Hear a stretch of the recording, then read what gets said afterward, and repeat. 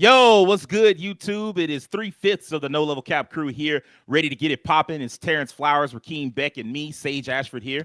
Tonight, we're reacting to the Summer Game Fest 2025, or as people like to call it online, the Key 3. So far, we've already done one reaction this week with Sony's State of Play, and we do want to thank y'all for that. We're already approaching 2,000 views, and we appreciate every single one of them. I don't care whether you clicked the video by accident and left, watched for 5 minutes, checked us out for the whole thing. We really do appreciate you. Thank you so much. Tomorrow, absolutely. Tomorrow we'll also be doing the Future Game Show, and then Sunday we'll be finishing things off by looking at the Xbox Game Showcase and the Outer Worlds 2 showcase that gets paired with it. You know, they do the weird thing now where it's like they do the showcase and then they do the deep dive afterwards. We'll be there for both of them. Let's focus on tonight. Like with the last one, this is not a live stream. We're reacting after the fact, but I've seen nothing. Rakeem said he saw nothing. Terrence, what'd you see? I haven't seen anything. I've been spoiler free for this one. Fair enough. Last second predictions on my part. I low-key think this show is gonna be trash. I'm gonna just go ahead and say it, get it out the way. Wow. If I'm wrong, I'll apologize, Big Jeff, at the end of the night. If I'm wrong, I'll be like, Big Jeff, I'm sorry. You got it. You was right. It was cold. You kept it hidden because you knew you had all the cards and you was rocking in this bitch. But I don't think that's what's gonna happen. I think this is gonna be mid at best. I think we might see a few games that everybody's looking forward to, but I think most of them will be games that we already knew were around. I am expecting Exodus. If Exodus isn't here and it's disappointing, I'm gonna just straight up call the show trash. But we'll see. Rakeem, what do you think? Last second predictions. After that TGAs, I ain't betting against Big Jeff no more. I can't do it. It ain't in me. Them man made dreams come true. He made dreams come true. So I gotta give it to him, man. I think he got a little bit in the tank. Might not be a lot of bit, but I think he got a little bit in the tank. I'm gonna say it's gonna be above average. Hey, look, to be clear, and I mean, you know, we've seen people talk about the State of Play, and they was like, hey man, this shit was trash and all of that. I'm not holding Jeff to no super ridiculous standard. If it's one or two big games that nobody expected or big games that haven't been seen in a while, I'm gonna give it to him. So it's not, I'm not asking him to come up in here with Witcher 4 and Intergalactic and all that. I'm not asking for all that. I just need it to be more than just a bunch of commercials. We'll see. Terrence, what about you? Last second predictions. I think Capcom, if Resident Evil is going to be revealed like during this E3 period, I think it's now. If not, then I think maybe they'll reveal season, was it 3? Yeah, it'd be season 3 for Street Fighter 6. I think that's what they'll do. I know we talked about Judas. I think that needs to be here. Man, that'd be nice. Yeah, I'll put it this way. I'm just willing to be surprised. You know, I'm kind of like you all. I kind of have my expectations at a certain level. I'm not coming in here like guns a-blazing or thinking that this is going to even attempt to top the State of Play. I don't think it's going to be like that. If this is just an 8 out of 10 show or even like a 7.5, that's fine by me. Yeah, I mean, like, if it's an 8 out of 10, like I said, I'm going to be fair. I'm going to be fair to it.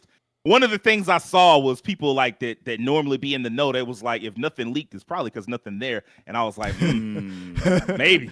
Well, hey, shit, Marvel Tokon didn't leak, and that was massive. So, that's true. Hey. That's also true. So that's a good point. Arxis got something over there. I don't know, man. They got something. I think Guilty Gear might have leaked when they came out, but other than that, I think most of the time they're pretty solid.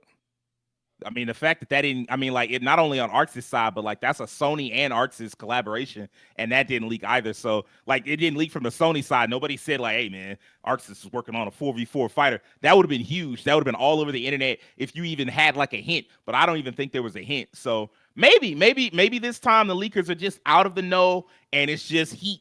So we're about to find out in about 40 seconds.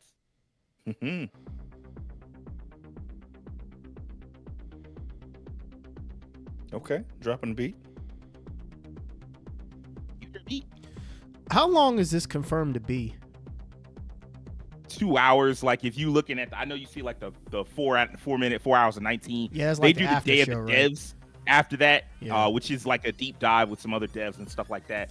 I'm not getting into that, so.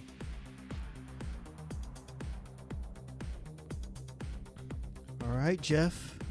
Let's see what you got. Well, I guess you can go ahead and full screen it.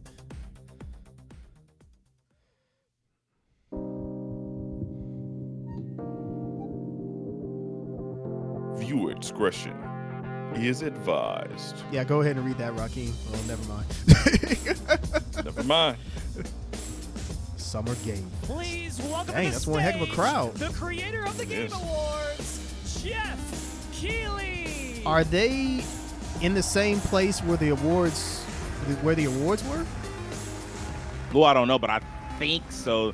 They do hold like he does have like specific venues that he likes to use. So.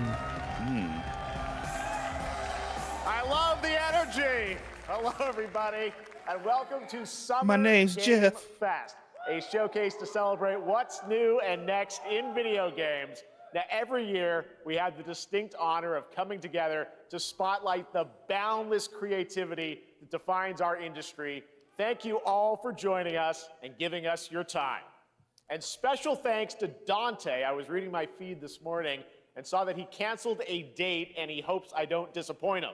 Dante, we're going to do our best to make it worth your while. We have a really fun show ahead. Who's Dante? Over the next Dante That's said what I'm trying to games is figure out. life. we're going to give you a Like Dante whirlwind from Devil tour May of Cry? dozens of games from studios big Does he and mean small. I'm That'd be a Dante? cute hint. Lego bricks That'd be a to cute hint. puppets, zombies to Marvel Yeah, oh, heroes. Dante, This like the show content has a creator, little bit of Dante. everything, Oh, including maybe so. some brand new game announcements. Okay. Gotta have some of those. Now, before we dive into the excitement, Look at let's y'all take leap. a moment to recognize just how dynamic our industry has become.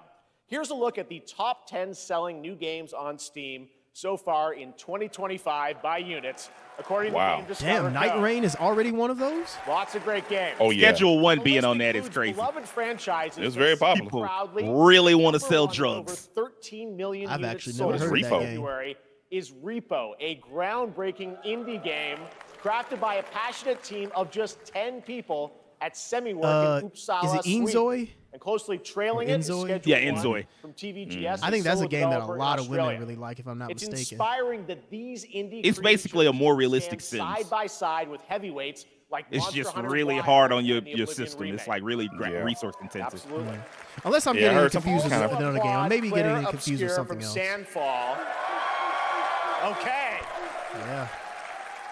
They might get some nominations at the end of the year. We're not there yet, but it is a monumental achievement, earning the highest user Metacritic score ever recorded for a game, all from a team of That shit under gonna be best 30 RPG in a developers walk. who bravely Oh, yeah, it stepped has to away be. from I don't know big about- publishers. I don't know about game of the year, but it's gonna be best RPG. One thing It's definitely is best clear. RPG. With digital distribution and engines like Unreal, today's most innovative projects I increasingly know some people emerge felt. from I know outside there were the people that traditional felt some type of publisher way system. last year That's about something to celebrate. and But like no with more than RPGs won game of the year. 18,000 Like, games look, released on I think Steam this just year last year, you more have than a double very from strong chance of 2020. that happening. The So challenge now Right. is shout outs to to There were a lot of- Expedition 33. and that's precisely Right. why There were a lot of events like RPGs Summer last Game year just Fest in the and running. Like, it was partnership dominated by happening RPGs. all Oh, weekend yeah. long, and initiatives like the Steam Next Fest Astrobot came are through and so scooped it up. essential. But I mean, Yeah. yeah, it These was a lot of events help RPGs. remarkable games, big and small, find their audiences. And hopefully, if you're watching this show, you'll discover your next favorite game.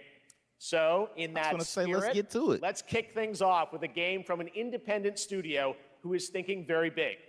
In 2017, 4 developers broke away from AAA publishers to chart their own course. Today, Soft they're a Brains? thriving independent studio of 30 creators. And what you're about to see is a powerful testament to what passion, freedom, and a small, dedicated team can achieve. Let's take a look at our first new game announcement. All right, new game. Let's go. So I'm assuming new IP. Gotta be. You think you're the harbinger? Uh-oh. And Mortal Shell 2 is it? Uh-oh. Bloodborne? Ugh. Blood Shell. Man, Devin would love this. Yeah, He it would. already has a He'd look be like- to it. I can hear him now. Come on now. Hold on now. I'm kind of over Dark Fantasy now. They done it to death. Man, It's Mortal Shell 2. you think? It's Mortal Shell. It does It give looks that like Mortal vibe. Shell. Did Mortal Shell look like that? It If it ain't Mortal Shell, it's real similar. Mortal Shell was kind of graphically not that great, but it reminds me so much of Mortal Shell. I don't think Mortal Shell had this metal vibe to it though.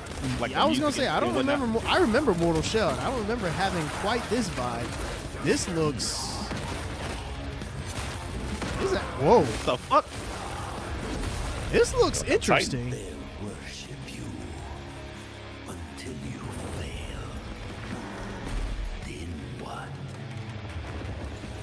This gives off vibes of what was that one super creepy fucking game? Oh, You're not talking about Scorn, are you? Scorn, but like heavy action instead of like just. It's being... Scorn meets Painkiller. It feels like. I don't know if that makes any sense, but. I knew I wasn't crazy. I thought a dude go in the shell and get knocked out. That's Mortal Shell, baby. Right, Hats off for King. Okay. Good shit. Yeah, hats off to you, yeah. I actually played Mortal Shell. That's why I remember it.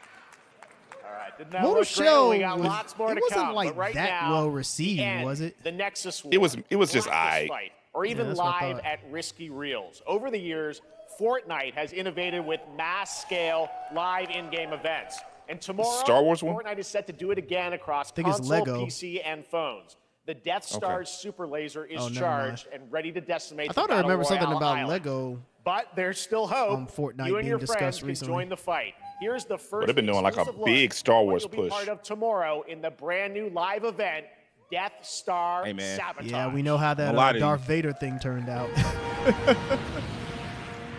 I know it's early, but unless Jeff learned pacing, because he got a habit of front loading his shows. So unless he learned pacing, it ain't looking good. I mean, unless you like Fortnite, Mortal Shell is not a game I would have started with. I'm not gonna lie.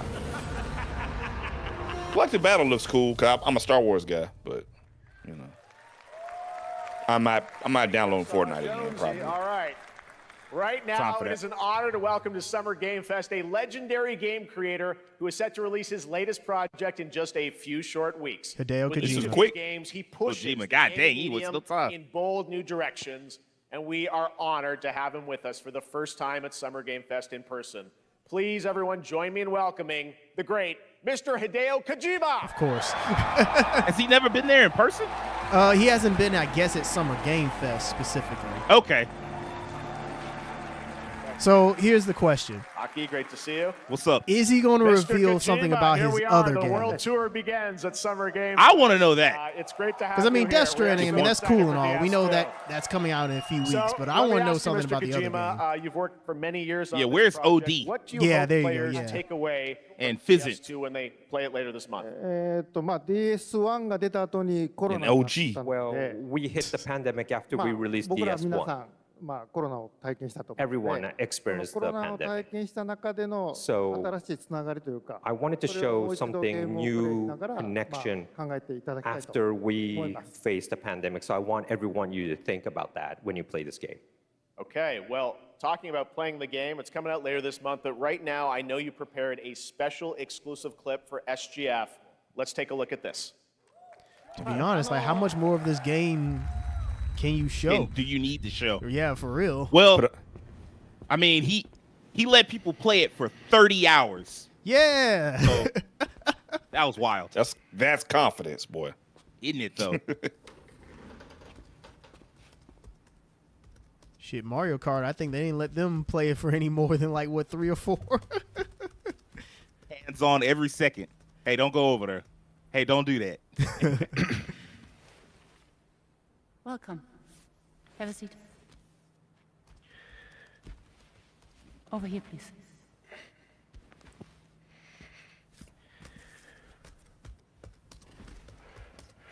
What's the difference? Bro, breathing hard as a mug. He's a smoker, no wonder. You still smoke? Then again, you know, No post-apocalyptic. smoking, please. Might as well. Oh, there must be like a crowd mic on or something because they're picking up what the audience hears in addition to the video.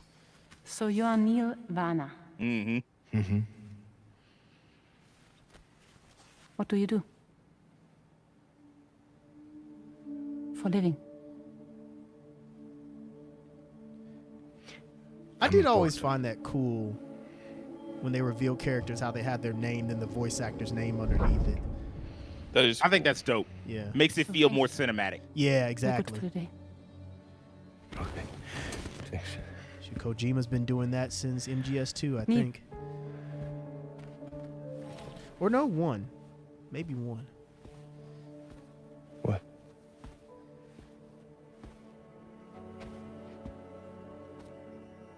So you made it then. Sorry. You really don't remember me.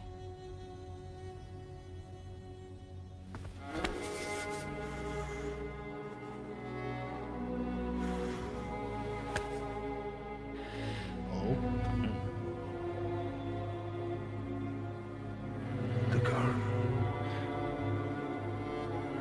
You're alive.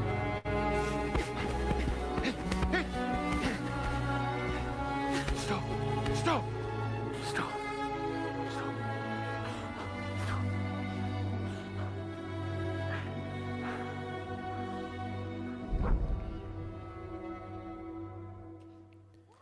I mean, obviously, I would need to play Death Stranding 1, but a recurring theme with this game is I have no idea what's going Well, that on. was a clip from the game. That was a recurring thing in the first game. First glimpse of Neil and Lucy, and we met them in the trailer back at South by Southwest, but we got a little bit more of them here.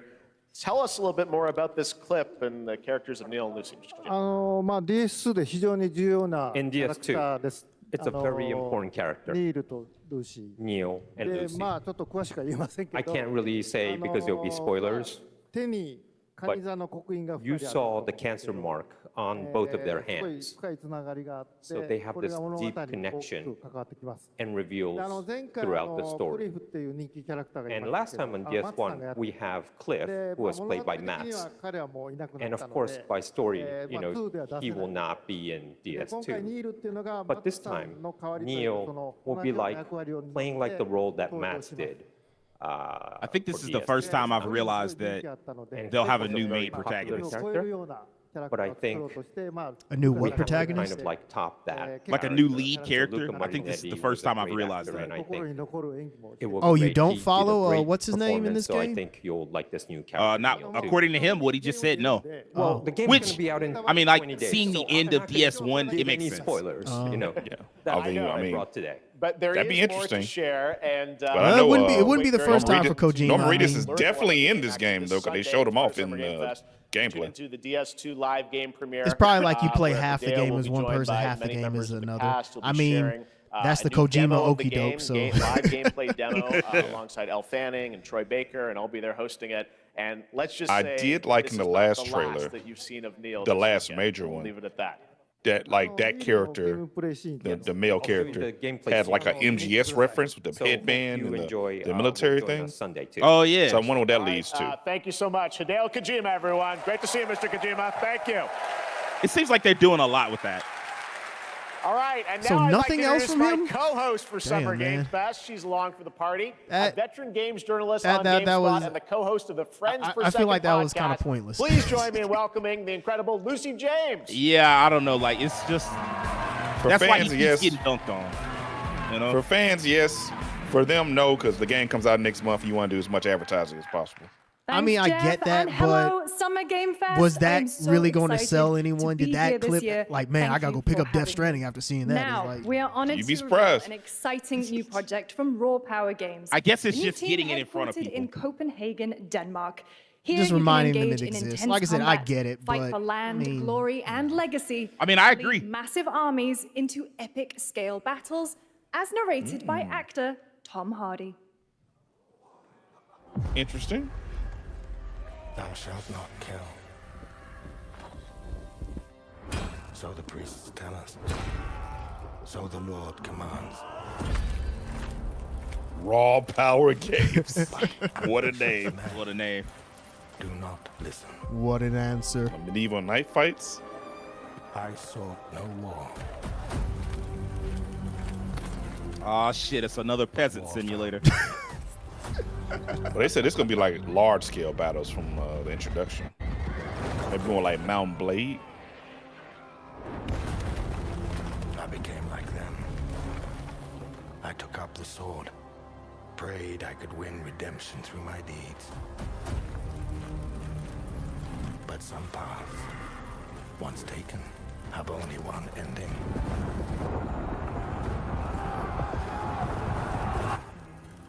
I shall find This makes me want to watch more Kingdom. on this road. It does. There is only I just finished watching that episode before we started. Okay. I'm almost done with season 1. Fire, man. Hey, if you ever watch it together, let me know. And I like Kingdom as well. but that's Oh, okay. We're in the game. Oh, okay.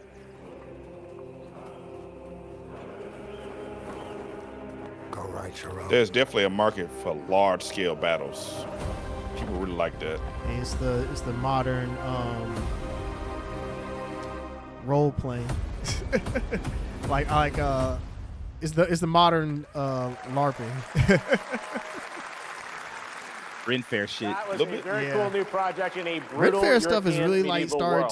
to get more and more Now popular. it's time to hang know, on not to that the it was edge never of popular, tomorrow. but- Sonic Racing Crossworlds is a thrilling new entry in the legacy of racing My cousin action called me games last within the week. Sonic franchise. He told me Crossworlds his brings kids been other playing the hell out of worlds and Sonic familiar Racing, faces to so I know Sonic they're gonna be Racing, excited. including surprise Hey. guest characters being revealed here at SGF for the first time. If it ain't Mario, I don't care. Yeah, that's probably who we gonna get. It's Mario Kart for everybody else. We have Mario Kart at home. Yeah, Mario Kart. Oh. Okay. It is called Crossworlds, to be fair, so they could switch it up.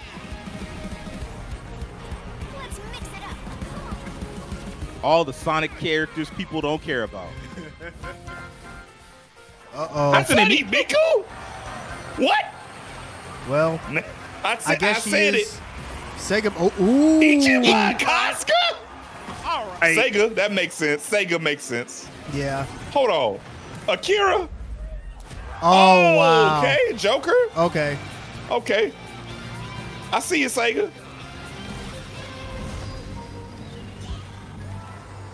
I'm not mad at these choices. Bayonetta. I'm not either. They should put Bayonetta in this, even if she's not in it yet. Well, they can't because Sega doesn't have her Nintendo. anymore. Wait. You right. Coming in September, Nintendo but owns that is that. not all. Sega effed up We'd on like that to one. introduce the man behind the creation of everyone's favorite blue hedgehog, Takashi Iizuka. Thank you, Jeff. I'm honored to be here to talk about our latest Sonic Racing game. Sonic Racing Crossworlds is the next generation of the Sonic Racing series, developed by Sonic Team and the Sega Arcade Racing Team. You can feel brand new experience from the new future travel ring, which you can warp in the race. Also, unlike another kart racing game, this game will have online cross-platform matchmaking. Oh! We talk Uh-oh. shit! You can race against all Hey, man, of talk your your shit. friends across all of the platform. Y'all might get a buy out of me just for that. Lastly, I have one more thing I'd like to show everyone here today. Take a look inside of the travel ring. One more character. Trying to think who else in. Minecraft. Oh, Wow.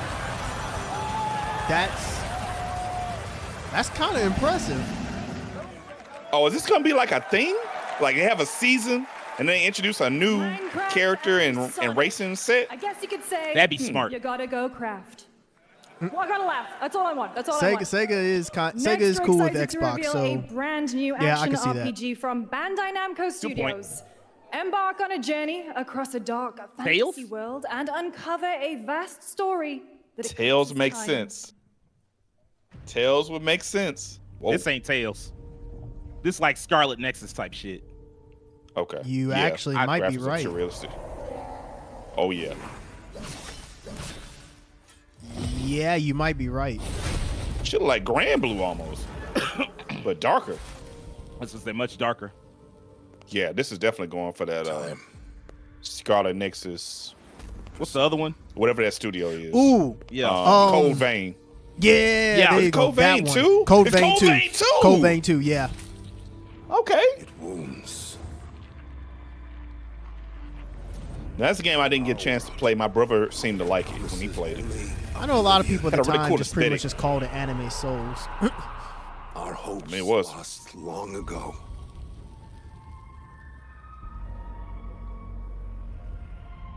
But you It's almost too cartoony for how bleak the setting is. have the power to change all of this.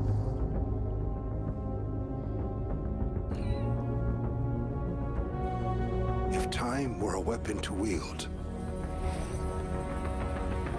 could you undo the sins of ruin? In this time, or maybe the next, you'll find how to save us all.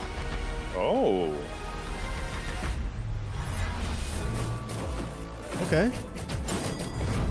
They changed. That combat looks a lot more not Soulsy. Wait, that's like the Scarlet Nexus enemies. I know those worlds are shared worlds. Hold on now. Is it? Yeah, Scarlet Nexus, Codevein, and what's that series? God Eater. They're technically a shared universe. Really? I did not know that. Interesting. Mm-hmm. Codevein 2. Codevein 2. Yep. Yeah. Interesting. They're definitely doing some things differently this time. Well, that's it for Shout out to them. Tales. You're not gonna get this and Tales in the year. No. Epic Games Publishing. Okay. Oh, they got something. Oh, this is something just different. Okay. To be fair, they just had a Tales remaster of old game recently. Man, that shit don't count. I know, gotta but have- usually that's like a fill-in for 1 year, and then the next year they do the True. new game. That's true. Is this?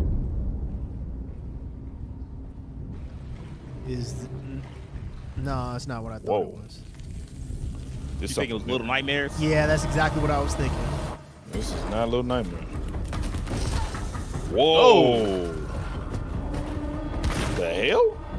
This looks cool as hell.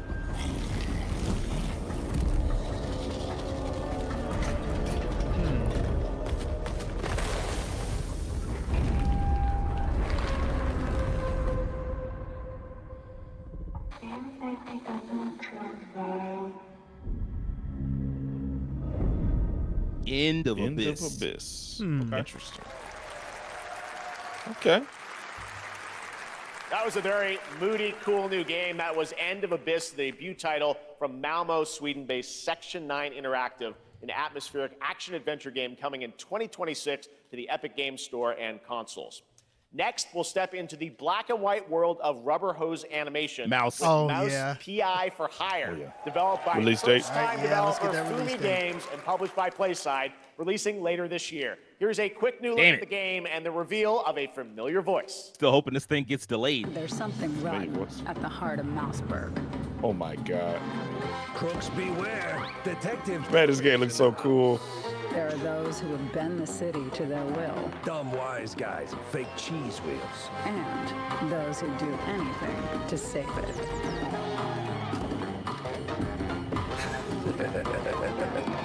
They won't even know what. No, not the spinach. Oh Troy Baker as Jack Pepper. Still coming Still no 2025. date. Please get delayed. Another role for Troy Baker. All right, that's not Remember, all this for is my, PlayStation. Now counter comes the pick. announcement Yeah, I of remember. another ambitious yeah. project from this independent Australian developer. We've been talking to If them they for don't a announce a while release about this date by, project, which builds on their recent August, launches of it's a Kill wrap. Knight and Age of Darkness. But this Yeah. takes things to a whole new level. It's a premium, Age of Darkness. real-time strategy game built for PC based on one of the most iconic fantasy franchises in the world. Any It's not guesses? Warhammer, is it? Let's take a look. Heroes of Might and Oh, Magic. wait, fantasy would make more sense. Might and Magic would be, for a strategy game, would make perfect sense. Game of Thrones? Yeah, that's what it is. You know what? I said it. I was like, a RPG is cool, but Game of Thrones needs a really big strategy game. That just makes You sense. may think you know how the game is played. Don't worry, Jon Snow. Your sister got your back. You know. Isn't King's Road officially out? Yes. Yeah. Do people like it? No. I was gonna say I feel like I haven't heard anything about it. I think it had like a mixed or negative reaction on Steam. I guess that's what happens when you make a mobile game and put it on the larger platforms. Basically, yeah. This is Dracarys. Aragon.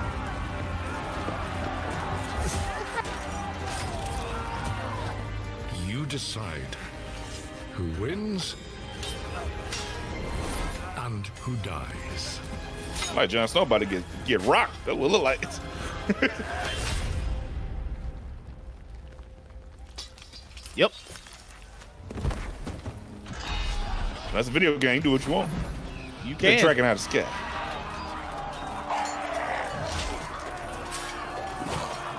Jamie, you got one hand. If you don't stop fighting. Oh, Lord. Oh, that's a terrible ending. Oh, no. Not my boy.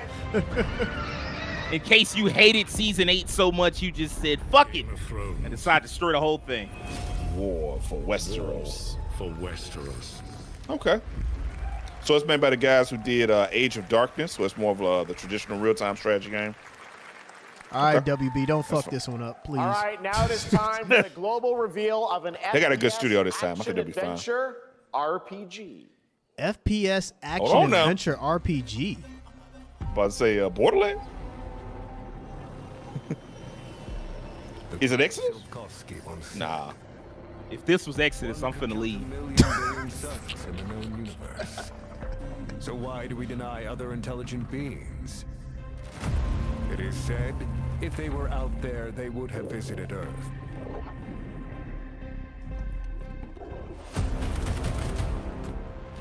I'm kind of getting like Bioshock vibes to an extent. My answer is maybe they will. Is this Judas?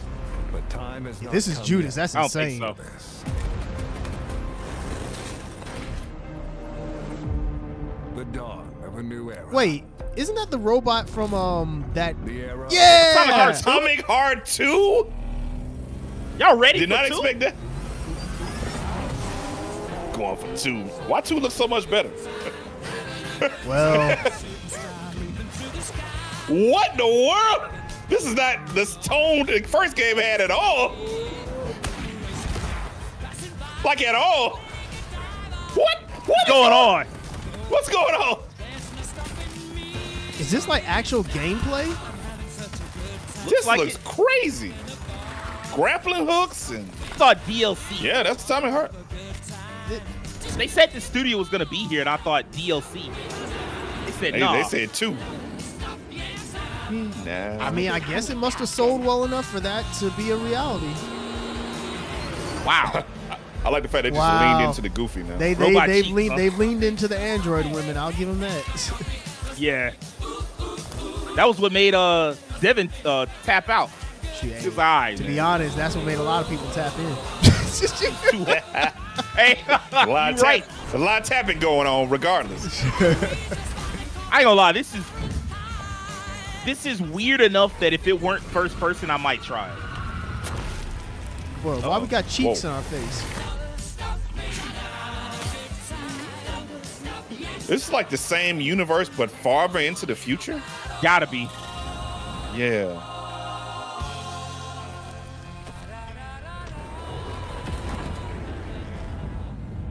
I will say this: with this and Outer Worlds, I'm happy to see more games leaning into sci-fi in the RPG space. That's I mean, like you right. said, it's Atomic dark Heart fantasy 2 is getting in kinda active old. Development at Munfish Yeah. on Unreal Engine 5, a spiritual successor to the first I did not game, expect with this. a retro futuristic world on a global scale, and this time there's a greater emphasis on RPG elements Oh. and player freedom. But So that, this is a believe it or not, spiritual is not successor. all from So they Munfish. gutted Oh wait, the first direction and just redid it all. And did What, it in they got this, something yeah. they got something else. Is it recording? Yeah, it is. It's in the sky, a giant cube. I can still barely believe it myself. This is DLC. Maybe.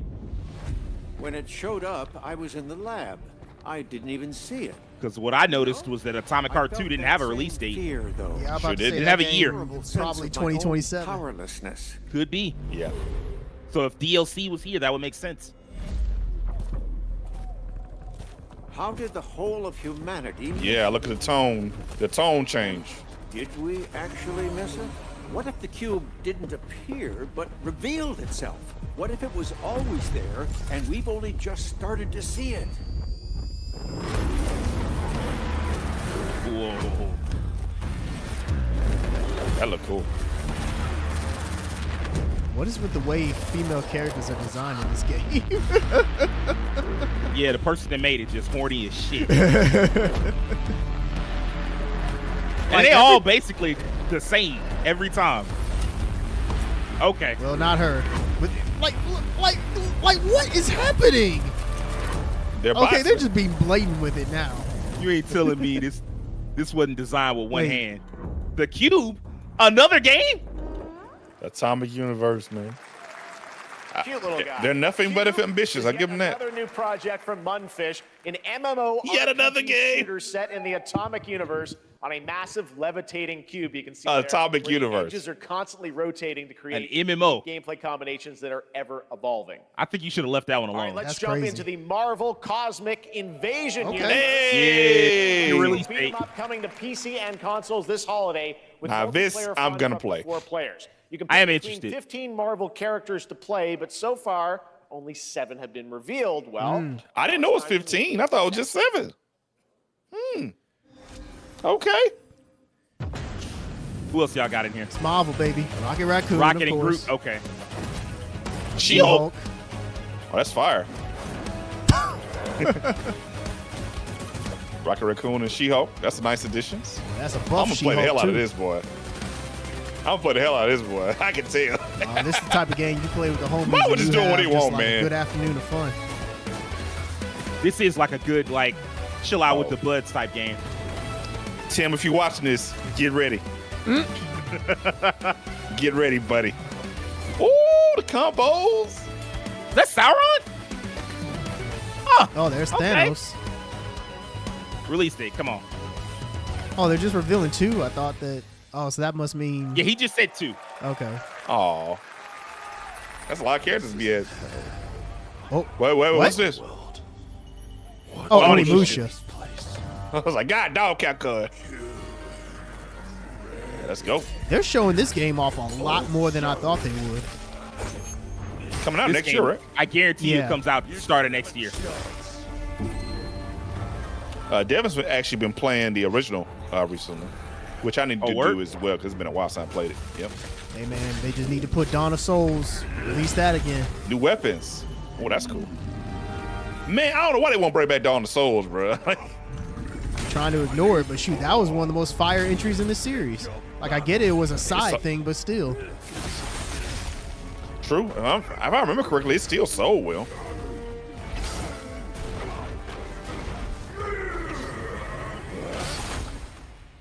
Trying to fight some demons. We both want the same thing, Musashi. But there's only room for one at the top. And it won't be a coward who runs from jewels. Words never did work between us, did they? Sasaki Ganyu.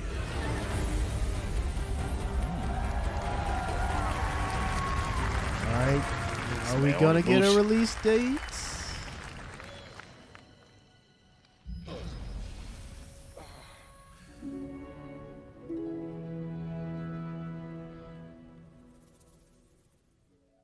Oh, just still 2026. Okay. That was a new look at Onimusha Way of the Sword, which we announced back in December at the TGAs. It is coming in 2026 and will be playable this summer at Gamescom. Now let's completely switch gears. You guys all know Maybe I love they'll my reveal it puppets, then. and this next project is one I've been tracking for a few years, as a team at Sans String Studios is using Unreal Engine 5 to create an insane digital puppeteering pipeline.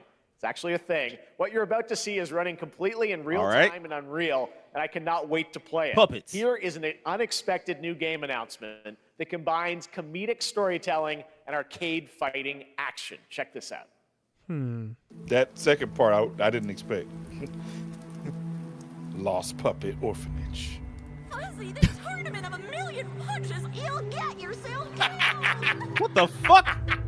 They're actual Jim Henson style. They got the Muppets in this bitch? This is. Is that what the game looks like? Fuzzy shit. Show me what you got. What? If you're gonna be champ, we gotta transform. Yo. Why are you even here? Don't waste my time. Damn. Y'all say the orphanage, man.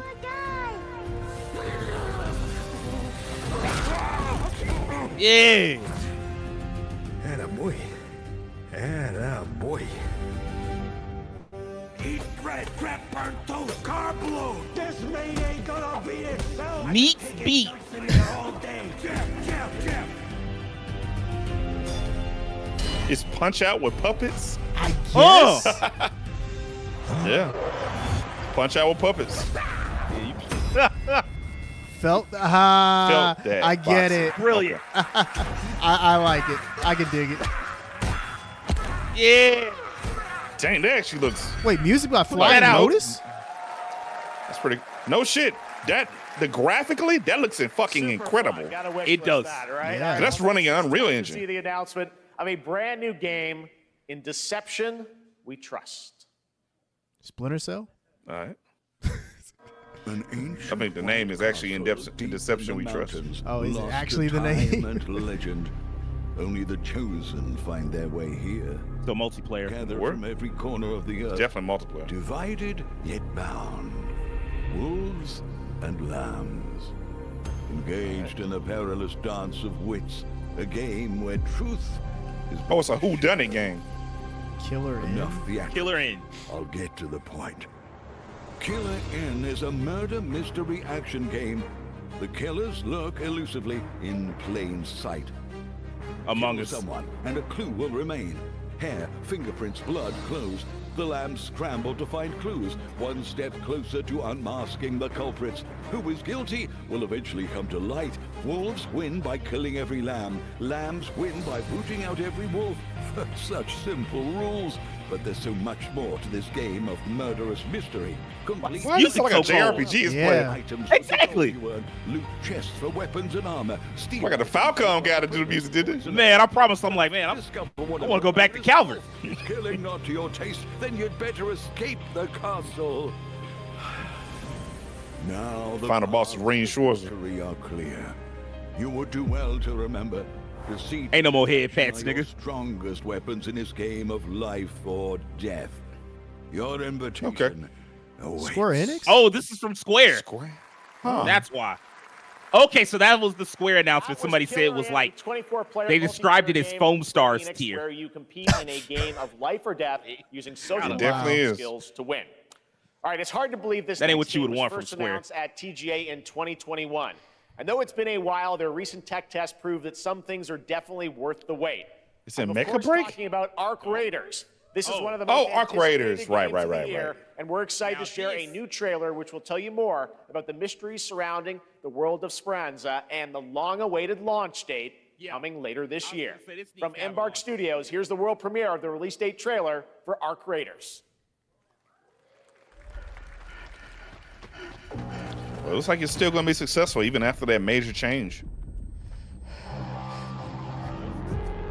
Your cord, because you're coming in low. I thought that would eventually happen. Yeah, there you go. You're good.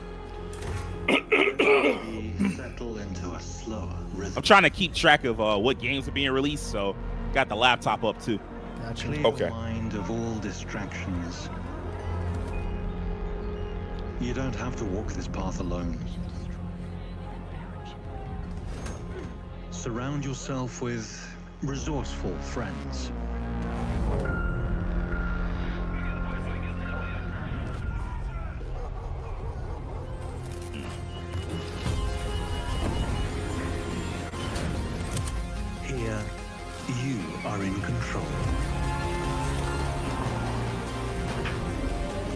people really seem to like this game, so I think it's gonna be a pretty big hit. I'm actually very interested in this game. Like, I know I'm not a multiplayer guy, but like I've wanted to try like a third-person version of this anyway. Whoa.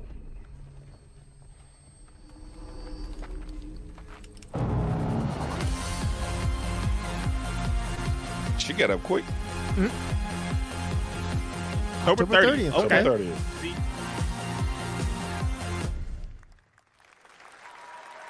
That's right, everyone. Arc Raiders is coming October 30th, 2025 for PC and console. Congrats to Embark Studios. All right, Dune fans, now you can finally step onto the world of Arrakis yourself. Dune Awakening combines the survival and MMO genres with a thrilling cinematic story. It arrives on PC in just a few days on June 10th, but you can play it right now really in soon. Steam Advanced Access. Here is a brand new look. Advanced access. As opposed to just normal access. But the best access is wild access. I see what you're saying.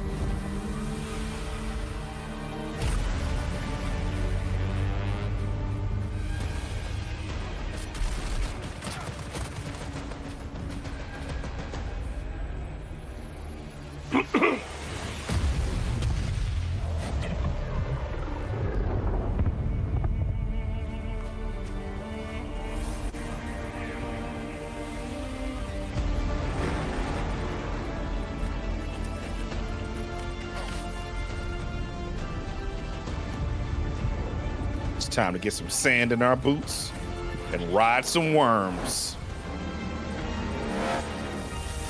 This is a weird alternate universe where you never got where they never found the Muad'Dib. Either that or they killed him. Okay.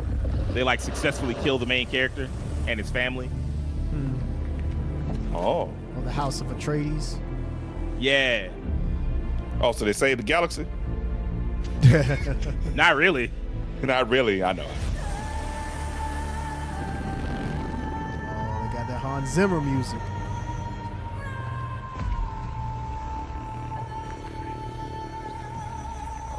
I got a ball head.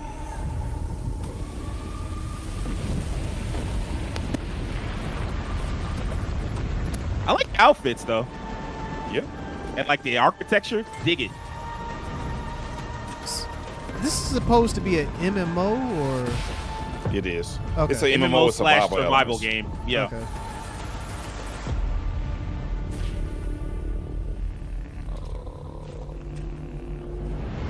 Okay. Took too long to get up, boy.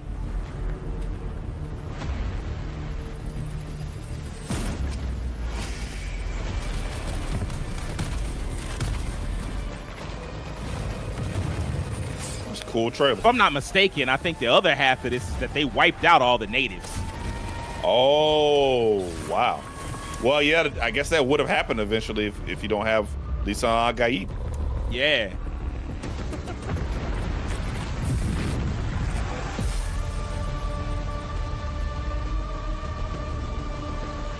Dune Awakening. Head start. Man, the blow up of this series with that new movie.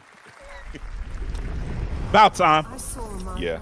It just took the right director to actually make it happen. Consumed by the void. Wait, what Size is of this? Annihilation? No. Nah. It's not that. I don't like Maybe. Destiny almost. Try as I might to further advance. Well, it's not Destiny. It was all for naught. Destiny.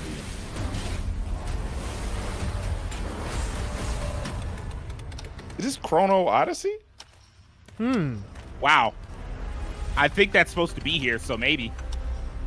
I'm guessing by the clock kind of Yeah. aesthetic of the This When like you Chrono said it, I was Odyssey. like, that sounds right. This trailer looks good as hell. I said it last time when it showed like this game's combat looks phenomenal. For surprisingly another MMO.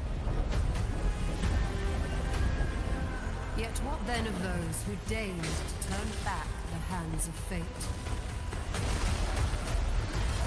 To save what remains of our broken worlds, you need only take my hand. Return to the past. Yep. Your journey Joaquin was right. awaits. Oh, play test. Fire. Okay. That's definitely something I would like to play test. Genshin? Yeah, well, you never know these days. Well, what is the other game that's not Tower Genshin? of Fantasy?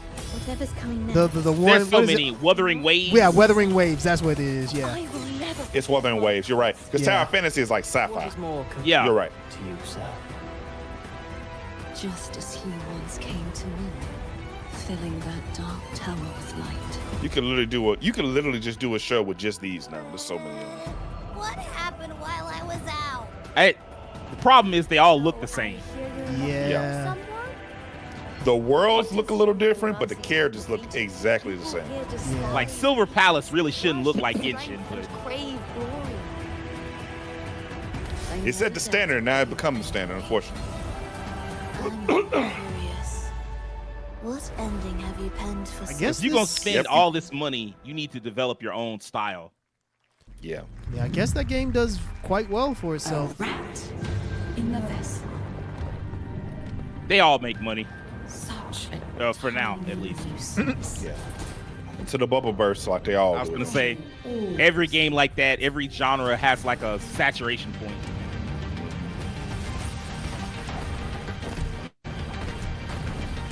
Ooh, this is cool looking. Mio? Come back.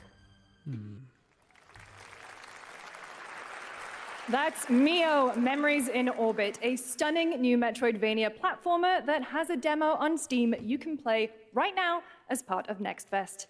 What you're about to see next is a stop-motion co-op platformer where everything has been crafted by hand. It's called Out of Words, and I'm honored to show it to you today. Okay. We just had the Midnight Walk, so, This seems more wholesome than Midnight Walk, but Oh, yeah. the same kind of art style. I like it though. I don't know. They're missing their mouths. I was gonna say they can't speak. I have no mouth, and I must scream. Oh no. Oh, so this is like stop motion. It Takes Two. Not A Way Out. It Takes Two. Cousins, a tale of two homies. I do. Come on, follow me. This does look really cool. Yeah.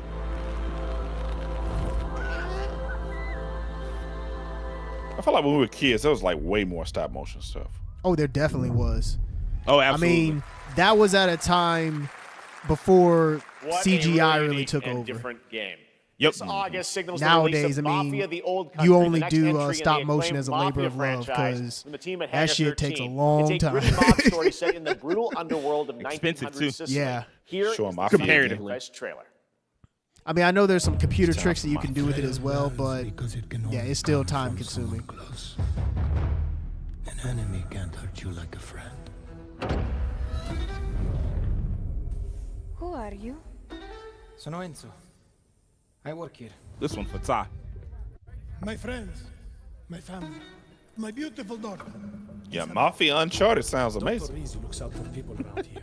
It is low-key Uncharted because it's like not open world. Less than cooperative and we Mhm. need to, It's a very different direction for the series. I hope it finds success. Oh my goodness. remind them of their obligations. This is between us and Spadaro. I ain't gonna lie. I gonna watch them a lot of Sopranos lately. Means everything. Might be the move. If this is how you want it. Now let me ask you all this: Mafia as a series, it's never really been like highly rated, right? Because I feel like whenever I see the game, like the critic scores and everything, they're not as high as you would think they would be. I think 2 might have been highly rated. It's And 3 more was cult like- favorite than anything. Okay. Yeah, I think 3 was like what, low 8s or high 7s? It was in the 7s. People thought it was too repetitive. Which I guess is another reason why they just cut out all the fluff for this game. I mean, it's been a while since Mafia 3. That was over a decade ago, right? That was during the PS3 era, wasn't it? No, it was If you thought PS4. that game was PS4, good, okay. Just wait till you see this next game. LEGO Voyagers captures the creative hands-on spirit of classic LEGO play and will also support a Friends Pass, just like Split Fiction. Here's the first ever look. Uh-oh.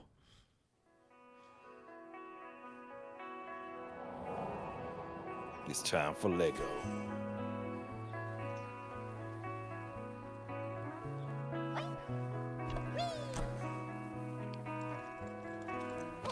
I get that's supposed to be cute, but it's kind of creepy at the same time. Just the one eye. Oh, the Just eyeball. one eye. Like some Addams Family shit.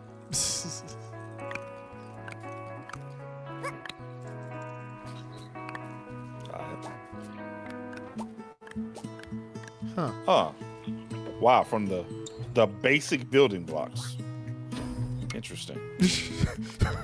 Right. Yeah, let's do that again. Hell no. Huh.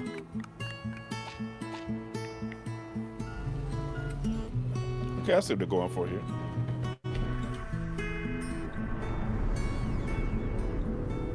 Oh, okay. Rocket ship. I like the chill vibes here. I was gonna say this feels like it'll be a very cozy game. Oh shit, we missed our flight. Something that significant others can play with each other. Yeah. Voyagers. Okay. See what y'all did there. Hello, Summer Game Fest. I'm Carolyn Lawrence, voice actor for a few familiar faces you might have grown up with on Nickelodeon. Some with squirrel suits, That thank you. SpongeBob game? Some with science smarts, and some with serious attitude. Nickelodeon has always been about wild worlds and weirder characters. And while I'm mostly sworn to secrecy today, I am thrilled to have a hand in revealing something that brings a lot of those characters together like never before. I hope you enjoy the first look at Nicktoons and the Dice of Destiny. Yeehaw! We hadn't gotten a Nicktoons game in quite some time. So, Nicktoons and the Dice of Destiny. So, multiple IPs. A brave and wise and powerful and ridiculously handsome wizard would call upon his magic powers to summon the most ferocious, most awesome, most totally radical team Is of Nicktoons D&D? had ever seen. It seems like it. Would be able to.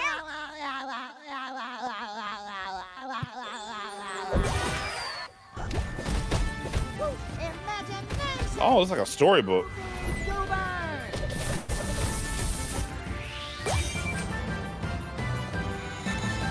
That was that was something. It's been almost 2 years since players first stepped into the role of Geppetto's puppet to save the city of Krat from shit. disease and puppet frenzy in Lies of P. Lies of Overture P. is a DLC we officially expansion getting of that Lies of release P date. that transports players Man, that back was in devils time here. with new characters, environments, and of course, imposing enemies and bosses. Here's the exclusive new look. This has to come with a release date. I would think It's so. supposed to come out this That's- summer, so it has to be. They showed off a lot of gameplay this, by the way. Like a lot. Yeah. Lies of Pinocchio.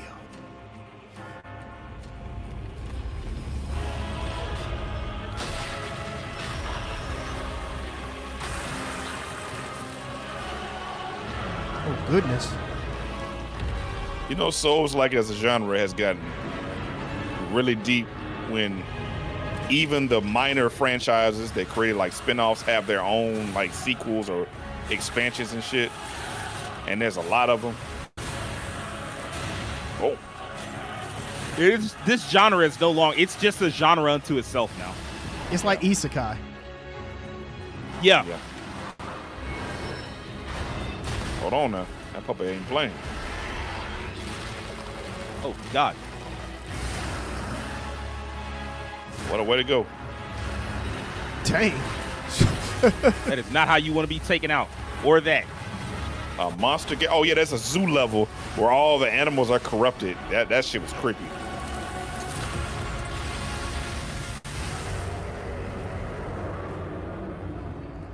August? Okay. Today? There it is. There it is. It's out today. I knew this would be the shadow drop. Yes, that's right. Overture is available today. Devin's like, across I'm taking all off work platforms immediately. to play, so enjoy it this weekend. All right, next up, the Shoot, Max was probably like, all right, we're playing that tonight. in Boulder, Colorado, shared this game with me a few months back with a DM that said, Doki Doki Literature Club meets Silent Hill. That piqued my interest. I think you might get a kick out of this announcement. How does that That's work? going to be weird. Okay. Consider me interested.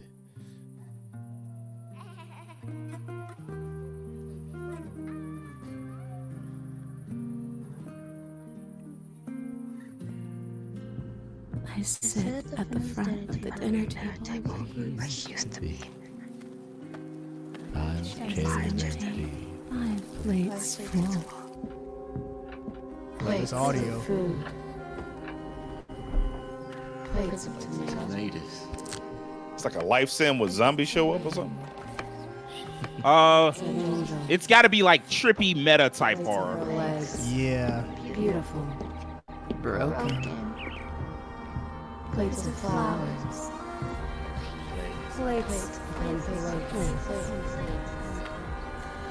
The garden is lush and green, and everything's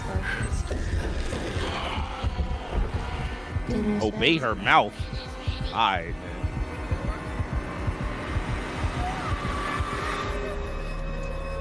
Fractured blooms. That's freaky. Hunger that feeds and blooms, and I will feed, and I will bloom.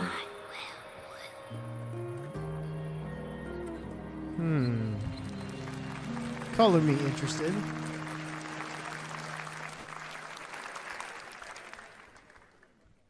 I wouldn't recommend eating those tomatoes.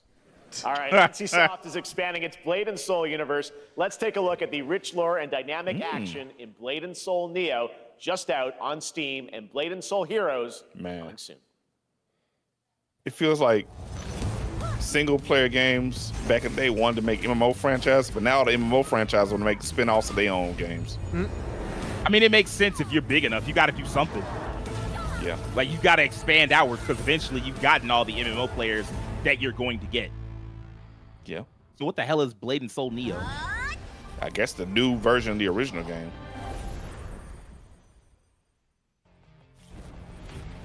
All right.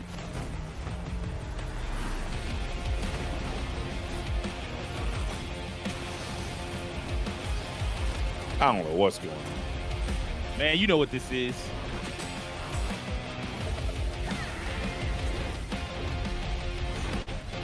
I have no idea what this is. We made it a Genshin. Oh. Google, iOS, yeah.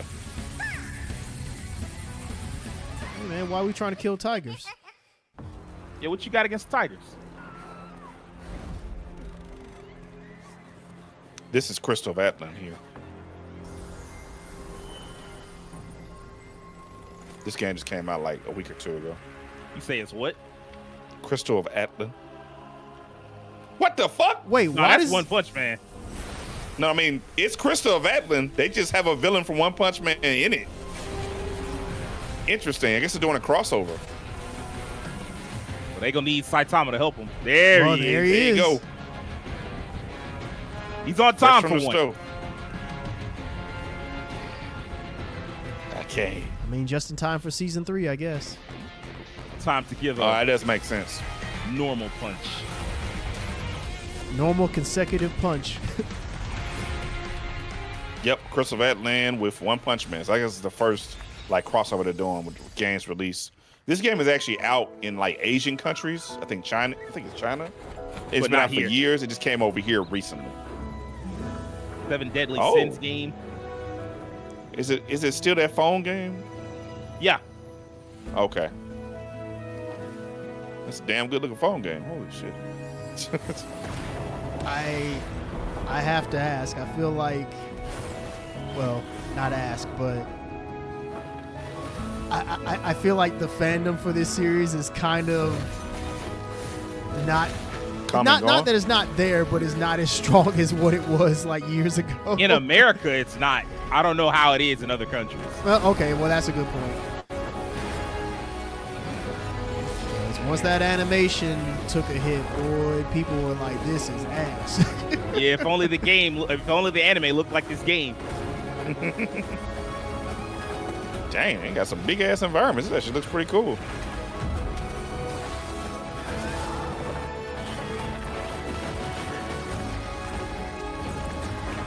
This was a phone game? Maybe like would not mobile and surprise PC. It is definitely a PC. Because they announced this a while ago, right? Yep.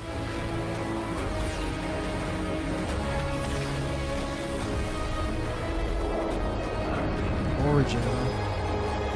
Oh, it's on PS5 and Steam. Okay. Oh, snap. Oh, never mind. What the hell is Bongil Stardive? It was one of the games that was revealed at the State of Unreal. This is a technological showcase set in the world of The Witcher 4. Human creator is now. All right, now this into Unreal Engine. You're seeing this could have been email. in real time. I mean, they paid the check. They cut Jeff they paid $500,000 to be here. Game of the Year. This is Maybe just, even $1 million. They just cut up the trailers from the showcase and just put it all together. Like, yeah, they took everything that was at State of Unreal and just like, hey, come look at this. I was like, damn, we just saw this. Infinitesimals. Infinitesimals. I can't even pronounce that. Infinitesimal. Good job. We altered Jurassic the course of nature. Jurassic Park. You know what it is. Unleashed genetic This was power revealed at Game Awards this year, right? Last year. Now it is up to us. is there a reason why to Mafia's in the nurture corner over what there? We have set free. To This is an find advertisement, probably. within this YouTube does that now? Spend your money. Well, come off it.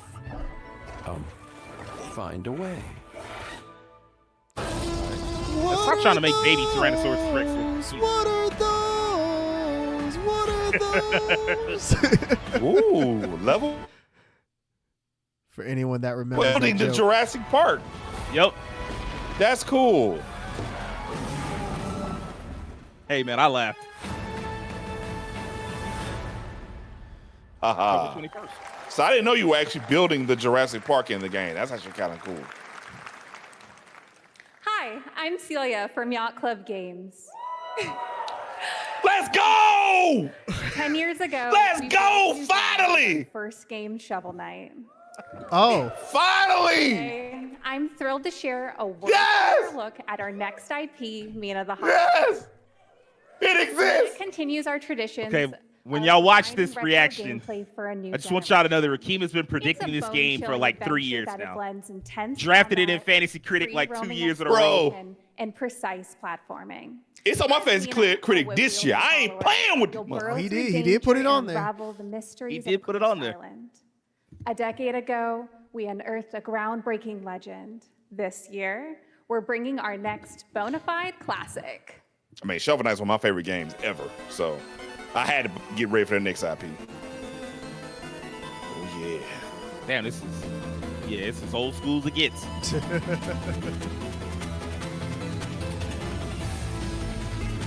Finally, they got a release date. Okay. October 31st. October 31st makes a lot of sense. This is like a mixture of like Castlevania and Legend of Zelda to a degree. But more so the Game Boy versions of those games. Oh, yeah. This was cool because it was actually headed by one of the younger members of the studio. He just came up with the idea one day and drafted it, and they're like, fuck it, let's just make this game. All right. He had worked on it like so long. Our next game comes just from make a it. well-known developer that has done. Yeah. The fuck? Kyle Bossman, everyone. All right. Right, like you got the Smash invitation. All right. Well, that's what it says. Oh. Hey, Jeffy. If you're reading this, it means three things. Number one, You're killing it at the fest with your oodles of totally natural charisma. Debatable. B, I'm at your house playing long darts with the fam. And 3, you're going to do me a solid and skip that Silk Song trailer so you can pimp my revolutionary VR gaming venture that will shock the industry probably. What the A wet fuck? one on the lips, comma, Wade. Deadpool. I knew it was Deadpool. Oh, Wait. Deadpool A Deadpool in VR? VR game. Wait, VR? That ain't what people want. Hey, shout out to VR for trying. No. It's fighting to stay relevant. Give up. It's Meta fighting. Quest It's game. fighting, boy. Kick back and back. It's fighting, boy. Glory of gaming's first Stop. quintuple A Put your hands farming down. sim Is that Ryan Reynolds? I was gonna say it ain't Nolan Hi, North. new friend. Escape the turd burger of late-stage capitalism and enter a world of It's VR probably magic someone who's and like a wonder. Ryan Reynolds sound alike. Yeah, sounded like. You will care for exotic pets Oh my Wow. God. and this fucking thing with Hip Hop Satan. Oh, hi, don't worry, he's a fascist. He deserves this big time. This guy is a total dimwit. What the hell? Who designed this shit? I wiped my ass on this first. You're welcome. Who got the lobotomy with fries? Oh, shit. All your dreams of being inside me come true in VR. Omega Red? Omega Red. Insomniac. I mean, he an X-Men character technically, so. I'm craving Korean barbecue now. Is that weird? Whoa! Is that Ransom? Holy fuck. Deep pulls. Deep pulls everywhere. Once again, Marvel does whatever the fuck it wants. Deadpool, all right? Yeah. Yeah. Last year at Gamescom, we announced Dying Light the Beast. Oh, it's Neil Patrick Harris? A decade of Techland's experience Was building it? survival horror games. Kyle Crane is back as the player character in this title that blends open world and action survival. Dying horror. Light. Let's take a look at the latest trailer with some big news, the release date. So this is that spin-off game, right? Yep. I had forgotten about that. It's a franchise I tried to get into, but I just could not. Dying Light, I mean, obviously, it's not my kind of thing. But, I mean, they've stuck with it, and it's done right by them because it's lasted He's a a decade now. narcissistic sociopath. Yeah. He's experimenting on humans like they're lab rats. And it's always interesting to me what IPs stick around To do with those monsters. years later. Yeah, because it's not always what you think would be like, okay, yeah, this seems like it'd be a success, and then you never see it again. People have been begging for a new Bloodborne for 10 years now. Sure have. Like this Dust Bloods. Maybe in 1 or 2 more years we'll finally get it. Since Sony has to kind of course correct themselves now. That's true. Okay.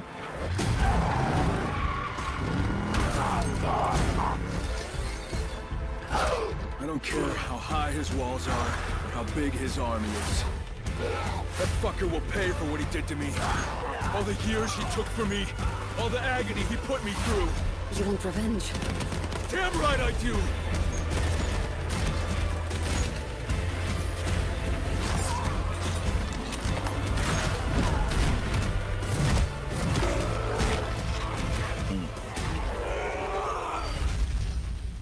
He was just going Dying square. Light the Beast.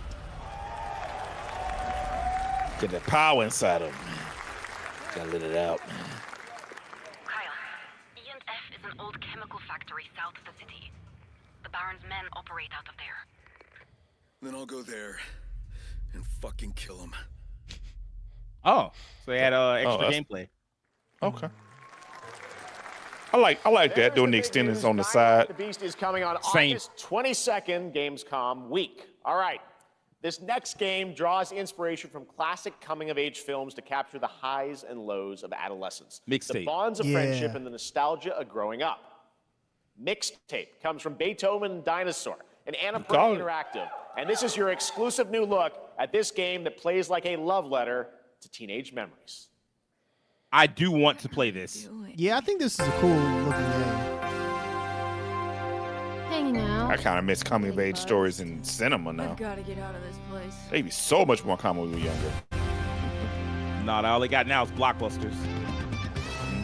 They have them, but yeah, they're not block. They're not like big movies. That's the thing. It's time to look back on your because there was one that came out last year that I really liked. Shit. My Old Ass. That's a funny title, I know, but that had what's her name in it? I forgot her name. But no, that one was really good.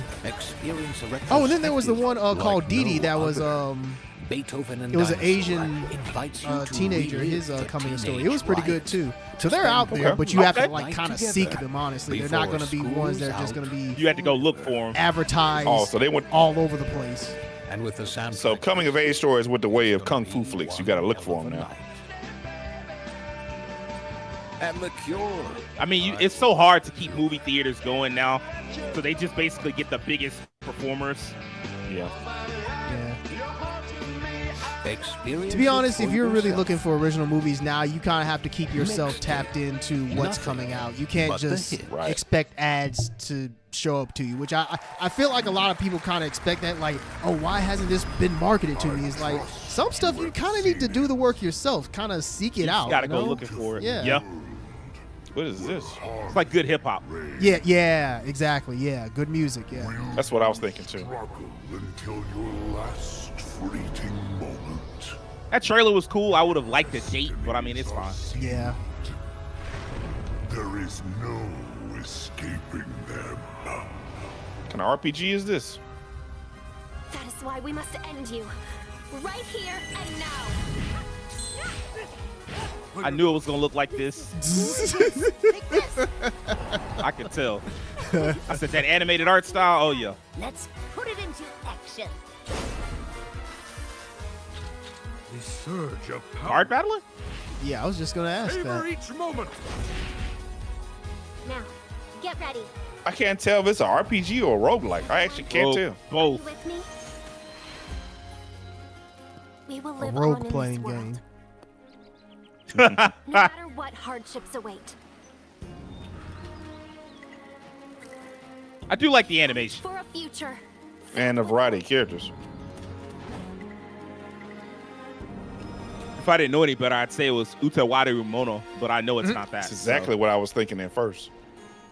That came out with one, what, 2 years ago? 3 years ago? A couple years ago, yeah. Guardians of the Sacred Tree. That's a cool name.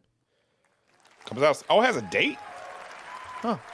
A beautiful game. That was the global announcement of Towa, a new roguelike from Bandai Namco and developer Brownies, a game drawing from classic Japanese And not the art mascot with a for a whimsical trail. spin on Eastern mysticism. Next, we want to introduce you to a game made by a first-time solo developer in Bandung, Indonesia. With the help of 9 of his friends, he's built an intense action beat-em-up with brutal hand-to-hand combat set in his hometown. Oh, is this? This is Midnight Acts of Blood. Acts of Blood. Oh, I've heard of Acts of Blood. I've heard of this. Is that the one where you're like I saw a trailer of this. different generations or whatever? No, not that one. I know what you're talking about. That's It the was one I like was Sleeping thinking of. Dogs. It remind me of like Sleeping Dogs, but like more combat. I like those focused. words. Until I kill them all.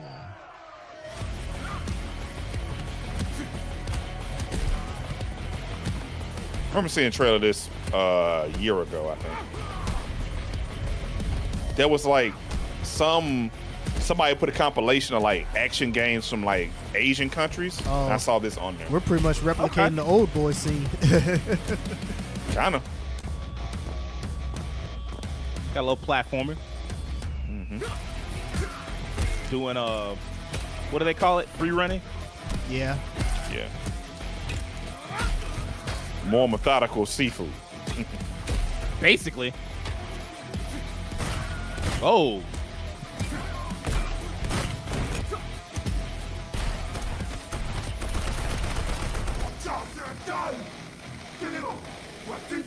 What that chainsaw gonna do, bro? I got an assault rifle. I was gonna say, you finna get lit up.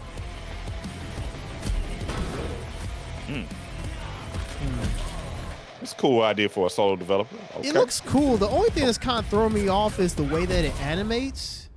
Yeah, like, it's kind of stiff. Yeah, it looks. I'm not sure.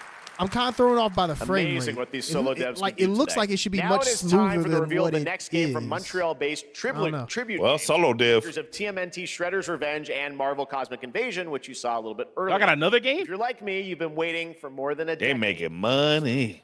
For more than a decade. Universal. Gargoyles?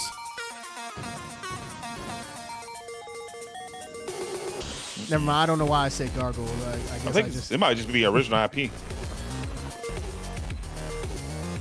I almost said Scott Pilgrim, but I know it's not that. It is Scott Pilgrim. I ain't gonna lie. Viewers, you watching this? When you get to watch this, we batting 1,000 tonight, baby. I'm tooting my horn. We batting 1,000. Man, Scott We should have Pilgrim said it was way more than a decade. And I was like, man, that just sound like Scott Pilgrim, because I did some research on tribute games, and like that was one of the games that one of the creators worked on. So, Man, this friend looks of the fucking friend fantastic. friend of the podcast, Tim Bush gonna lose his mind. Host of the podcast, Sage Ashford, is losing his mind. This is Oh, you fucking were a fan sweet. of the game. I forgot I about love that game. Yeah. Well, it's I back. remember It's back. people like cheered when this game came back. Because for a even while it played was this just game. locked This in game the was not PS3, bad. I think.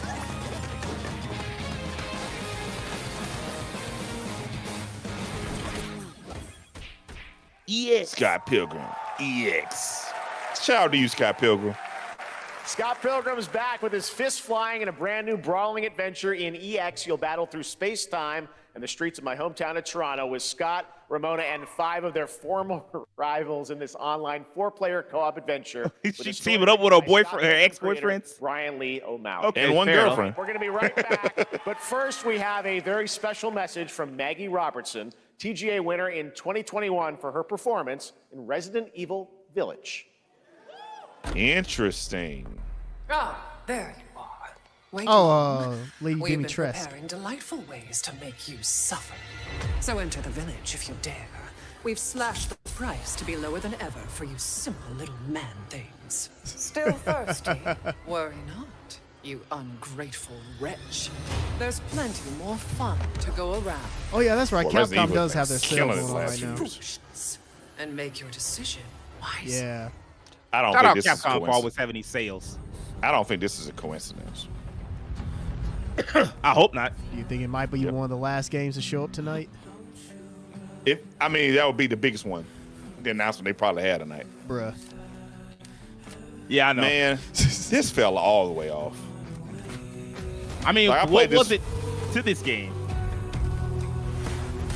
I I mean, just some of the remember action was seeing cool. like that character a lot, and that was kind of it for this game. I mean, it's a large cast of characters because it's like a hero shooter, but not a hero shooter, like a looter shooter. But Well, Yeah. I saw one character in particular, and that's all I saw. oh, I know, Man, you know, I know. the goon population wanted one character. They all look the same. They got a whole bunch of women that just all look the same to me, like dolls. Dawn of time, humankind has been obsessed with the hard. I feel like I remember this. Goat Simulator, maybe. There's a lot going on with Ghost Simulator. A glorious morning has dawned Something else. on It might be Ghost something Simulator. that's simply harder. Scum.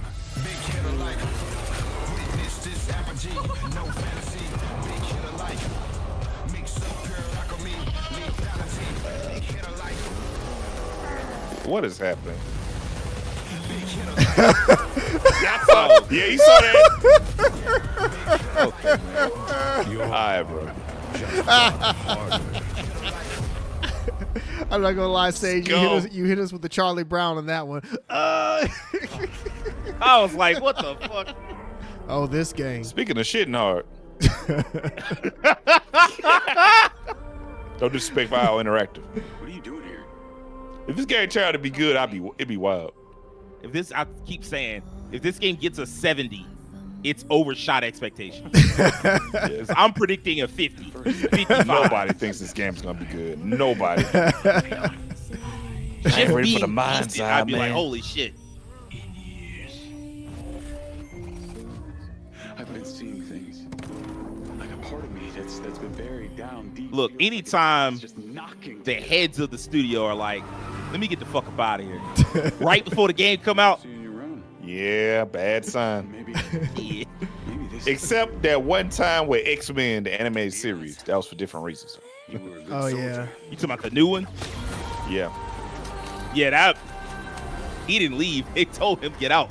Yeah, they told him get out. I don't want any part of your future. I'm not gonna lie. One of the things about this game is that the MC looked like he hopped straight out of the PS3 era. Like he's like Gruffy McGrufferson. Like, yeah, I've come back to get revenge on all those who wronged me. Everybody who I got was the against me. Mindseye, man. He even looked like them generic dudes. Like, I look to the side with a gun in my hand. He looked like Aiden Pierce is what he looked like. Cross Hitman. But not a Oh, cool. Hitman. Oh, now you get. Hey, that might do something. Hi everyone, I'm Hitman Break, CEO of IO Interactive.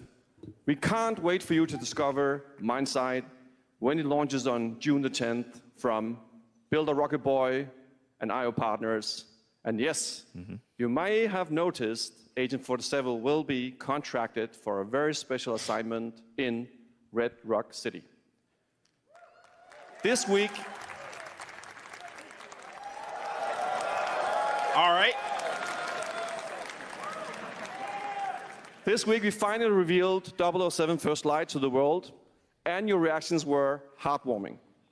It's coming in 2026, but we want to make the wait more exciting. We are bringing someone into Hitman, the World of Assassination, who is very dear to the Bond universe. Let's take a look. Interesting. So doing a crossover inside of Hitman? They've done a lot of those, so that makes sense. Yeah. Somebody from Bond. Huh? Your target is the elusive shadow banker, known only as Le Chiffre. Oh. Mastermind with suspected ties to Mads the criminal Nicholson? underworld. He has arranged a high-stakes Sick. poker game at the casino. I mean, they've had a whole bunch of people on here. Our Like different clients actors have and stuff deemed this unacceptable. as targets. Shit, didn't they have Conor McGregor in this bitch? Yep, you had to murder Conor McGregor at an MMA fight, in a cage fight. Oh He's too wow. patient and Insane. well, she likes a drink. Don't know about the newcomer, Mr. Smith, though. He's the only wild card. Well, this is turning into an interesting evening. Welcome to the VIP room here at the Casino Monarchique. Reaper. Unusual name. Names are for friends. Wouldn't you agree, Mr. Le Chiffre? Okay. Hitman is still such an interesting concept There you of a have game. it. Hitman and 007 are coming together in a very unexpected way. We know our players waited a long time for 007 First Light. It's just around the corner, coming out next year. However, Hitman is live right now. So I thought, why wait? And I asked a fellow Danish friend to join me here. As a matter of fact, he is here with us today. That's right, everyone at Summer Game Fest, please welcome the great Mads Mikkelsen. All right. Oh, okay. I mean, that wasn't necessary, but sure, we'll take him. It wasn't. But you know, he like a little bit of pomp and circumstance. You know that. Yeah. He like a little Thank bit. you for joining us, and thanks for coming to Summer Game Fest. Mads, you are Cliff, but you're also Agent 47's next target as Le Chiffre, the villain we know from Casino Royale. Yep, that's Matt's it. probably like and, one you right know, here. this is. I've always had a deep love for this character. Because they paid him. All that means That's a why. lot to me because of a lot of reasons. So when Haggard gave me the chance to step into the shoes of Le Chiffre once again, I did not hesitate for 1 second. But this time is a little different. He's more confident. He's dangerous. He's not just a brilliant mind hiding behind a desk. He is visceral, unpredictable, and ruthless. And let's just say this time he doesn't outsource the violence anymore. Okay. So this mission Also, one of is those set in, franchises in a like casino still in relevant. Paris. Hitman We of all want to make things. an It's homage been like to 30 the, years, hasn't it? movie Yeah. Casino Royale. Remember that 30? It is like pretty 20. old, yeah. Devices for our Yeah. players. James Bond and Agent 47 have very different set of skills, and the mission will be handled in very different creative ways. Yeah, he's not going to beat me in poker. He's going to figure something else out. So I guess it is not just about the shot, it's about the bluffing around the table this time? Yeah, sure, exactly. It's the Chiffre is always like 2 steps ahead of you. He reads you before you read him, so it's a little like bringing a chess player to a poker game. We built the mission to allow several parts, unexpected characters, appearances, and even custom poker mechanics. Wow. All right. Well, when do we get to play this? That's the best part. Today. We wanted to surprise you, so the team is updating the game as we speak. Le Chiffre, Elusive Target mission starts today in a few hours. Okay. For only 30 days, and if you play it, you will unlock a unique reward in 007 First Light. Amazing. All right. Well, Hakan Mods, thanks for joining us. That's a cool Summer idea. Game Fest. Appreciate it, guys. Thanks. A little synergy. Thank you. Great to see you. Great stuff. All right, now here's the announcement of a new party game coming later this year that will delight LEGO fans, made with over 1 million LEGO bricks, 300 minifigures, and LEGO got money, buddy. 700 trillion Boy, don't figure they. combinations. Shoot, Lego Lego is more popular than ever. Somewhere, so make some noise for Lego Party! Get ready! For a nail-biting So is this just Mario Party for Legos? Mario Party with Lego. It's an action Yes. contest to collect the most golden bricks. Why Kind of not? surprised this hasn't been done before. By friendly krakens? Or hindered by evil monsters. Or lightly toasted by a flying lizard with wings? Oh, shit. That's a dragon, Ted. There's our Bionicles there. Amazing mini games, Ted. We've got more of them. Lego likes to pretend Bionicle don't exist no more. More than 10. I don't know why. Bionicle's lit, boy. I don't tell It's nobody. crazy how much of a fan base Bionicle actually had. Yeah. I had a few Bionicles. Like, shoot, the first time I saw Bionicles, I thought they looked so cool. Yes, anything. Okay, but certainly not a I wanted to play the Like game. movies. King Cobra for Master. They had a TV show, I think. Yeah, they Those did. are literally just on screen, Ted. Well, I could tell you why they were able to forget about Bionicle, because Ninjago came out and just exploded. That is true. Hell, it's one thing to forget. I heard they trying to retcon that shit. Ah, Like, what dog. Bionicle? We ain't never They worked ran on no that for like Bionicle. a decade, bro. Like, I don't know why they treat Bionicle like that, bro. Oh, Wildgate. I remember All Wildgate. right, next, a new look at a new team shooter from Dreamhaven and Moonshot Games. 20 players across 5 ships venture into the most treacherous region of space, hoping to get their hands on the artifact. The game is Seen a little called bit of this. Wildgate, and the open beta starts next week during Steam Next Fest. And we're also very happy to announce the game will launch on July 24th for PC, PlayStation 5, and Xbox. Let's see what it means to get into some serious space shenanigans. This game is very unique. Danger. Reactor overload.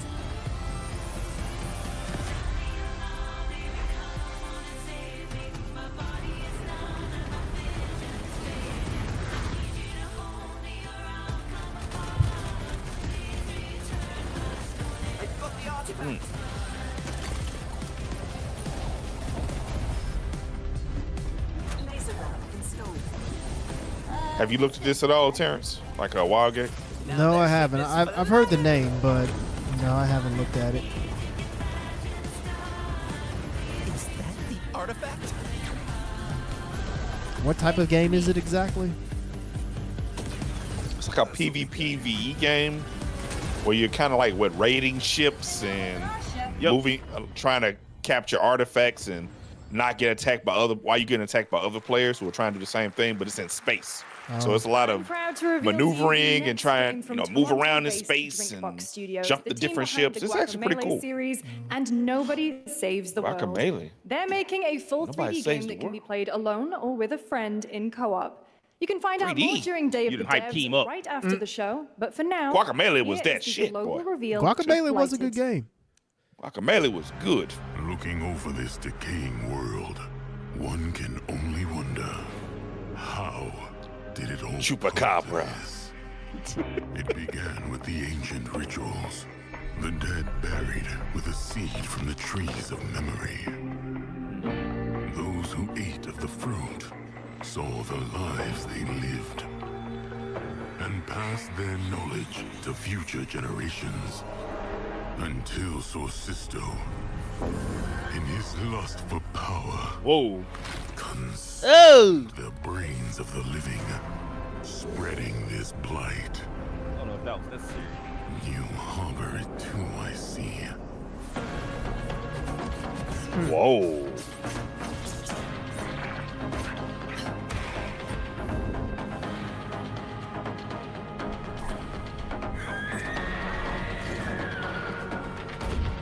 This reminds me of like Death's Door.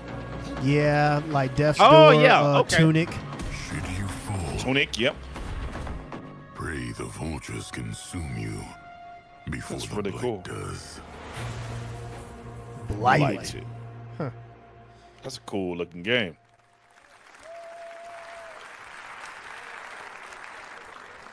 There is more Blighted coming up right after the show in Day of the Yeah. News. Oh. All right, next is a first-person survival action horror game from Team Clout. It's a new team of 50 with founders in Canada and Armenia. Clout. They That is partnered with the a new funny Mundfish name. Powerhouse label to bring this insane Unreal Engine 5 game to life with unpredictable monsters and visceral dismemberment. Here is your first look. Ill. Moonfish again. Team Cloud. Do anything for the cloud. Whoa. You. Whoa.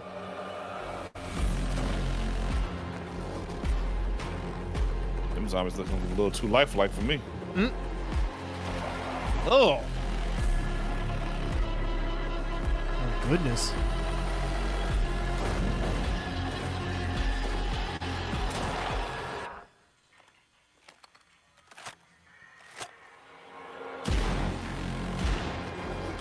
I ain't gonna lie, I kind of wish he had like turned around with the gun after loading it. Yeah, It was like a that's monster honestly what waiting I on was him. expecting. That'd That be there was kinda going to be cool. a monster right behind him. Oh, goodness. Oh my God. Like Days Gone type shit. Okay.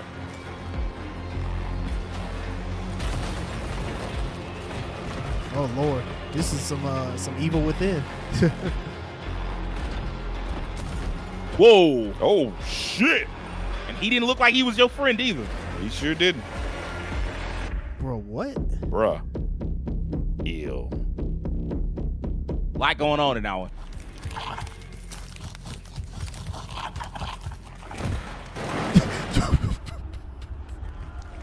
I wouldn't have done that. What? Little zombie like I wouldn't have done Poor that. little babies. All right, Mecha Break. All right, is one of Mecha Break, let's get a- 2025's most anticipated let's get a release date. With its previous beta amassing over 300,000 I just don't know what else you could current have players to on tell Steam us. and 3 million Short of like a players in full, In this like game, not a you explore tutorial, the but like a sci-fi full universe of campaign. Pilot, Bro, we got a full powerful mechs, campaign, man. Immersive aerial and ground combat. We got As a boss top fights, listed man. game, players are Shit, I guess I'm clamoring interested. to know just one thing. When is the release date? Yes. Well, Thank you. Here's Mecha Break's latest trailer with the answer. I've been waiting on this for a long time. Been teasing this game for a long time. Hasn't this game had like multiple betas? Multiple Yes. betas. They want to get this shit right. Uh-oh. Play some K-pop in the background.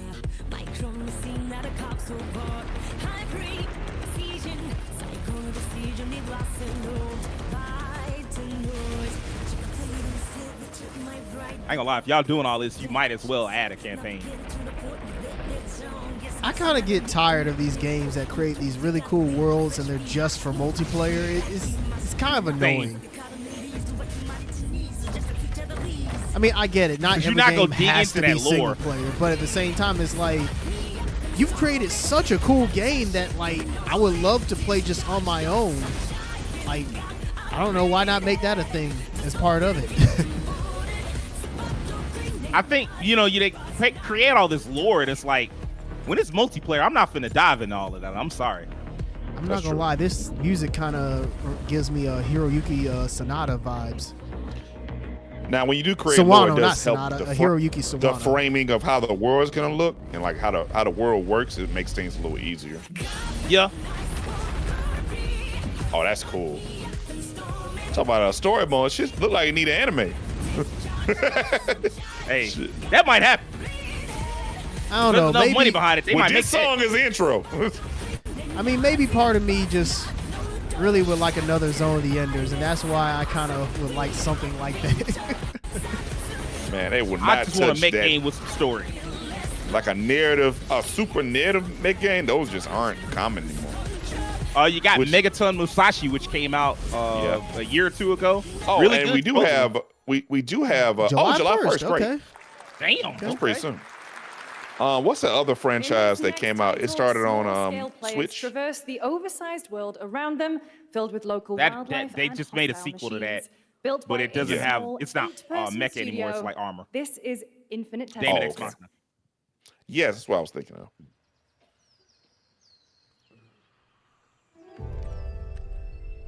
What is this?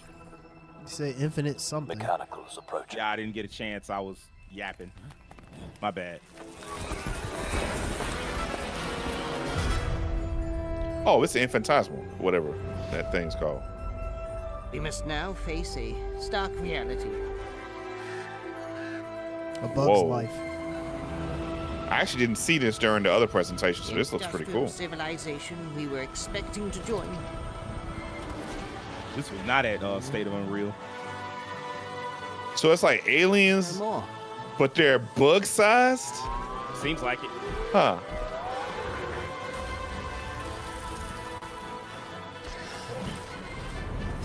Oh, that's actually pretty cool. This is cool as hell, actually. This is sick. It's like grounded, but like way more sci-fi. We find a way. I'm with you, Bug Lightyear. Bug Lightyear. Infinitesimals. I don't know why. That's a cool name too. Grounded when I should have said Micronauts. 2026 marks the But I guess 30th that's 'cause I'm not anniversary fucking of a 50. legendary video game franchise that I think we all know very well. Please check this out. Okay. A franchise I know What's very happening? well, huh? Oh, Resident Evil. Let's go. Resident. All Wait right, a it's minute. time. Raccoon City, huh? It's another remake? Happy birthday.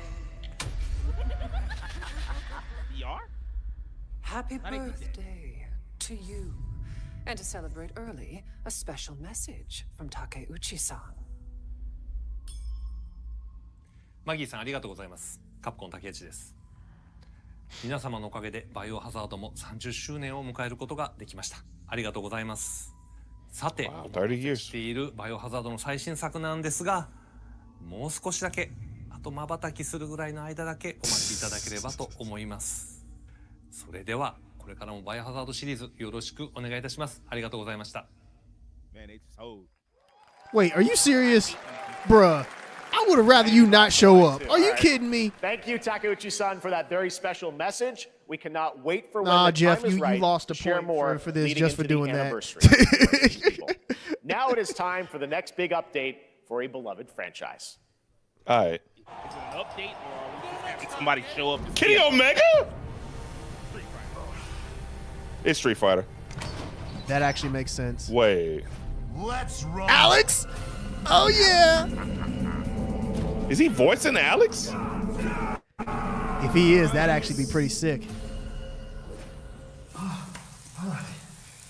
Okay, so we got a third strike character. Viper!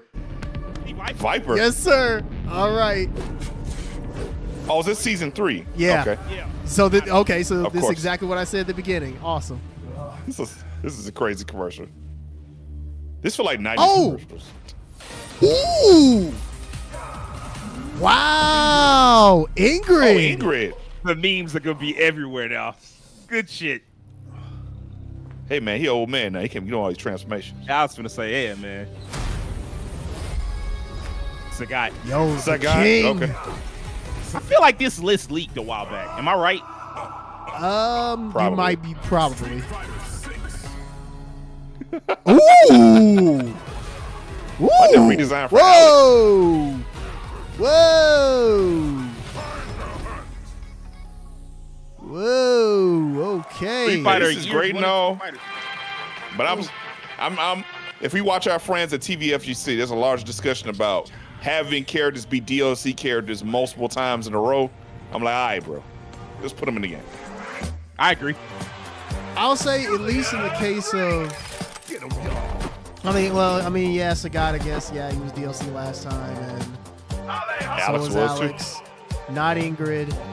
Who's the other character? Viper. Viper was missing from 5, so I'm actually glad Yeah, she wasn't in 5 at all. So that's actually pretty dope. It was weird because she was in 5's story for like a little bit, but then just never referenced again. It was weird. All right, if you're watching this, I just want to let you know, my friends are hella fighting game fans, and they don't give a fuck about whatever this is. I'm looking at it, but I like quirky multiplayer games, but I'm tapped out.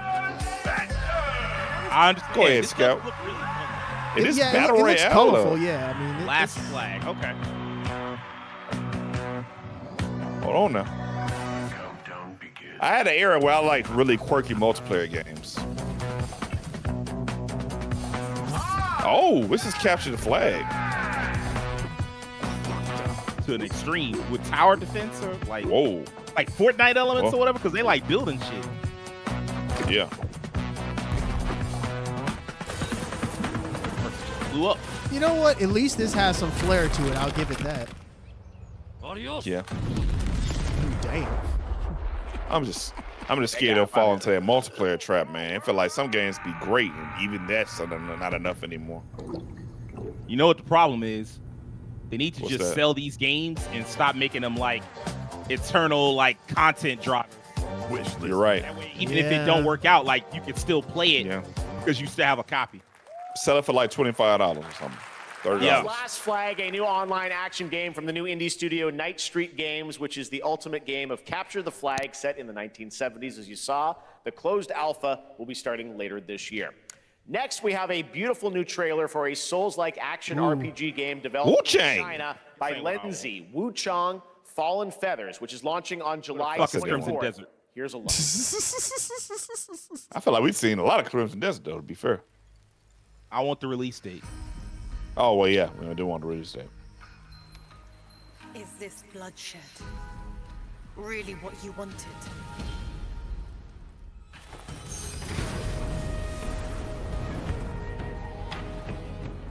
Fate is all set in stone. You can't change how it ends.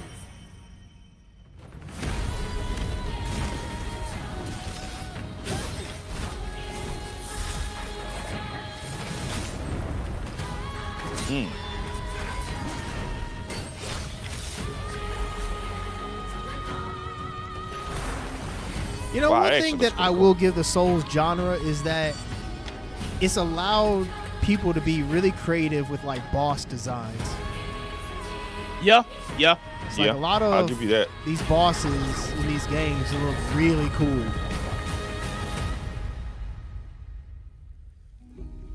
What will it take to finally awaken you? Man, we done sold a bunch of copies with that shit.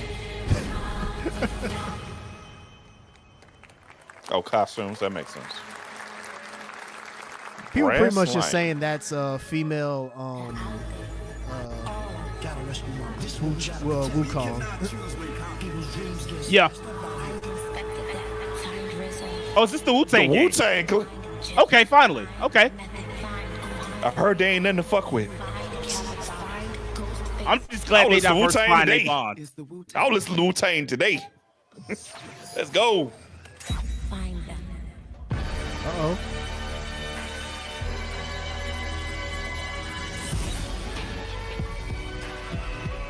Yeah. Okay. Damn it. I want to figure out, like, presented by Ghostface Killer. Okay. Ah man, I want to see more. AOG. Oh, your mic. Ghostface Killer is calling on you to rescue his Wu brothers. Wu-Tang Rise of the Receiver is a new co-op action. Just that RPG sentence is so ridiculous. fighting. It really was. I love it. I love it. 53-member Wu-Tang Clan's always been extra like that, though. It's like a flashback, Now, like here's a new 50 look Cent at Blood on the Guild Wars Sand. 2, which has new Yeah. updates, including player housing, and is free to play. This weekend, to celebrate SGF, you can take advantage of double XP all weekend long. What game? I still don't know looking at this. Oh, okay. Guild Wars. My calling takes me far from home. Guild Wars 3. Struggles. Bro, I feel like Guild Wars 2 been out forever. My greatest advantage Came out when we was in college, like when we Yeah, like I thought so. I was gonna say that. I was like, I remember this being like a college thing. 2012. My story. I mean, those last a long time if they don't fail. That is true. In fact, at this point, like the big ones are like still around, like Guild Wars, Final Fantasy, Elder Scrolls, of course, WoW. They still hanging. Mongil Star Drive. Star Dive, yeah. Me asking this is probably not a good sign, but about how much longer do we have on this? The thing is, I don't know. So the last hour is Day of the Dev, so I guess maybe 20, 25 minutes. Oh, okay. Damn. Mongil. Man, you right. I can't. Sage. I beg of you, be original. Please. Just change your art style up. Wuthering Waves. Bruh. Genshin Impact. Oh, Splitgate. There we go. Yeah. That's different.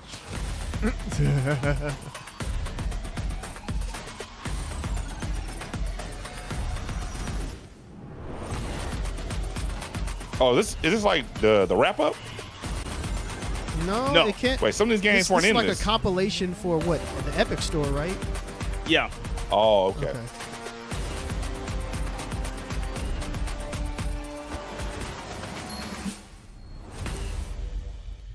Some people rolled their eyes like, oh, look at the Epic Store trying. Nintendo? Oh, just the ad for the Switch. Cyberpunk. Oh. Shit, Hey, they I got hear about that third dude. party. I heard that fucking dweeb. He's like, yeah. Some dude busted a nut.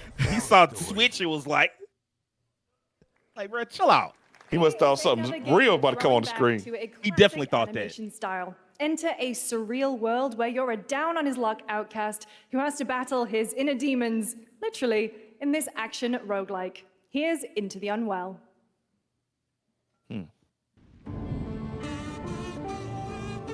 With the kazoo? Not the kazoo. I like it. Wait. Damn, it's a whole cartoon character. Let's go. Bro going through it. He's selling teeth. Get this man some help. For alcohol? I don't know, man. This is looking like Conker's Bad Fur Day. Somebody help this schmuck out. Oh, no. Relapse, huh? Get well soon. Motherfucker got caught by Baphomet.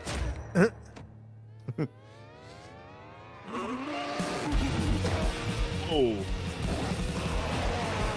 Maybe it's So this is just a style now, huh? someone like you. Yeah.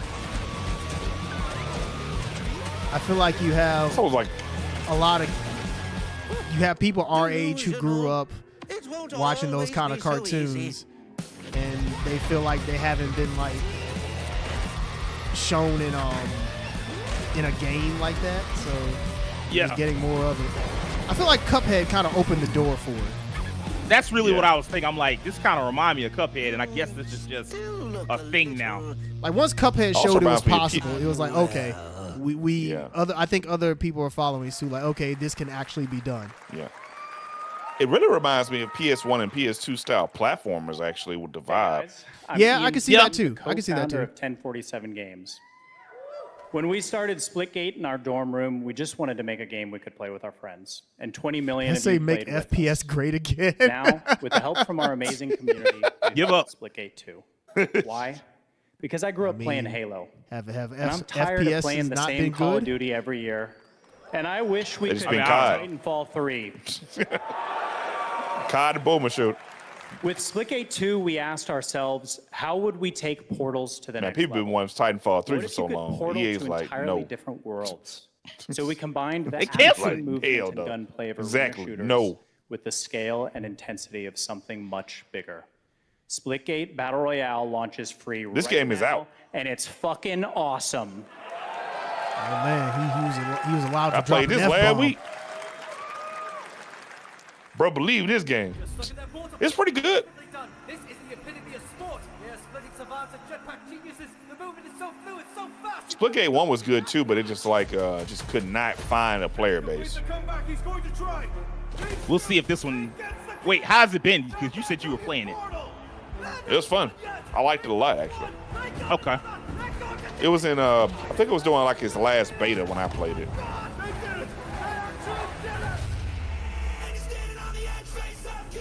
I had to play a lot more to see how I fully feel about it, but I think it's pretty solid. Is it worth it for me to mute this? Because I feel like we played some licensed music before. We've played a lot up to this point, so it's kind of like, I mean, let's just let it okay. I mean, when Queen considering came on, Jeff knows people are restreaming this, there has to be some kind of license, like unrestrictions to it. I don't know. Ooh, it's a cool looking map. Probably the worst we'll have to do is mute, which I mean is fine. That's fine. This is Split Game.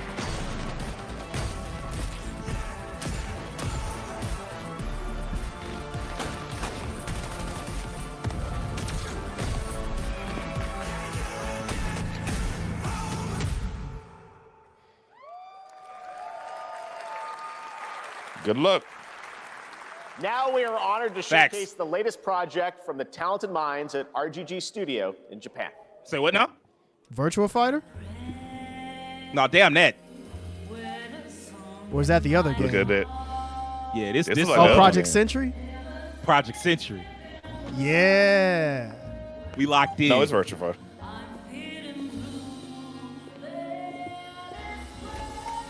Maybe it's Project Century. No, this. No, I mean I wasn't joking. This is Project.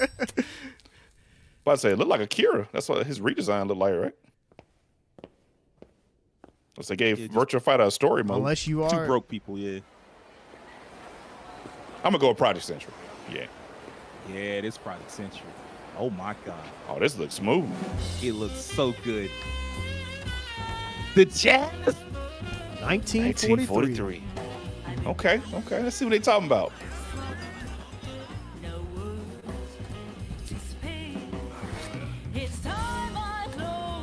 Is he a detective? I think so. Whoa. Damn.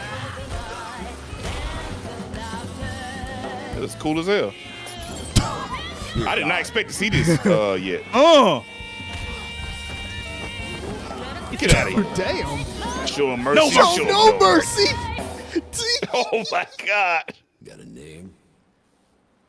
Mako. Daito. Daito. A Jap then, huh? Don't I look like one? You're not? So, what are you then? Sana. 俺が知りてえや。 Stranger Than Heaven. Stranger Than Heaven. This shit, Oh, the actual name. It feel like Cowboy Bebop. Yeah, it And does. I've never been happier. That All look right. cool. So that's the actual We saw title. TGA last year as Project Century set in 1915, and now the full name has been revealed. Stranger Than Heaven, the brand new title from RGG. They changed Studio. the This setting? time It's now 1943, and knowing RGG, I'm sure more surprises are surely on their way. I bet it's you do both All time. right, well, we're time almost periods. done here, but we do have one final, very special global game announcement to All share right, with all Jeff. of you who've been waiting. Today, What we you got for showcased us? a lot of projects from teams around the world, including many brand new studios, and we're proud of that. But this one comes from a studio that is no stranger to delivering blockbuster games time and again. When I first got a glimpse at this project last summer, I was absolutely blown away by the scale, scope, and ambition of this developer's vision. Stop glazing. And while there are many Nah. places, really any place Keep this it game going. could have been revealed, we are so deeply honored that we Oh, get Jeff to said, "I share got this something with for the you." world right here. I got something for you. All right, Man up, Jeff. Jeff, Shit, boy. what is it? This shit better be fire. Wolverine? If this is Skate, I'm finna walk out this goddamn room. This is not Skate. I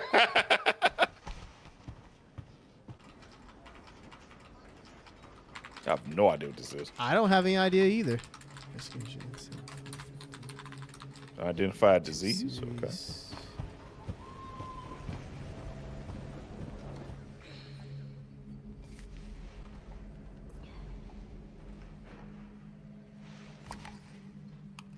Is this Capcom? This kind of looks RE Engine-ish. Grace. Yeah, the art style. Grace. Grace. Grace Ashcroft. Wait. Yes? My office. Oh, coming. Was that the girl from RE Village? It should be, right? Her name was Grace, wasn't it? I think so.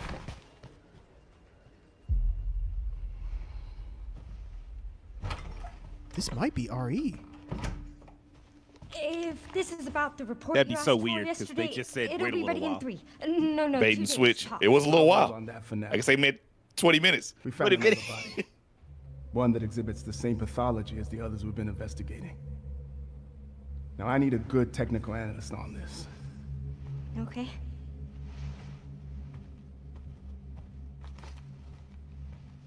I need your eyes on the crime scene.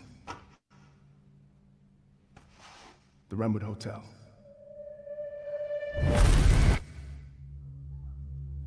I know that's where your mother was murdered. Alyssa died 8 years ago. Perhaps it's time for you to face the past. Maybe this isn't what... Grace.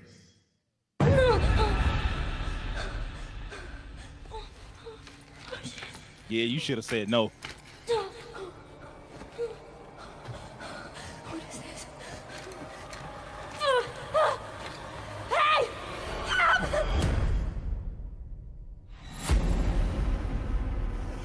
Stay close.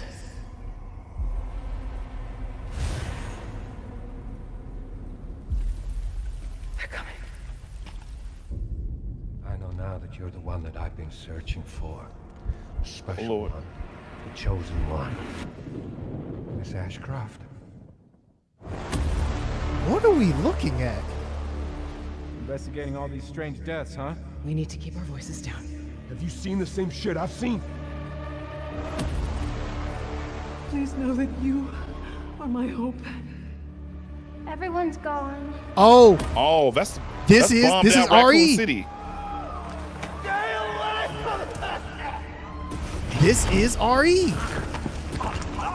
God, dog.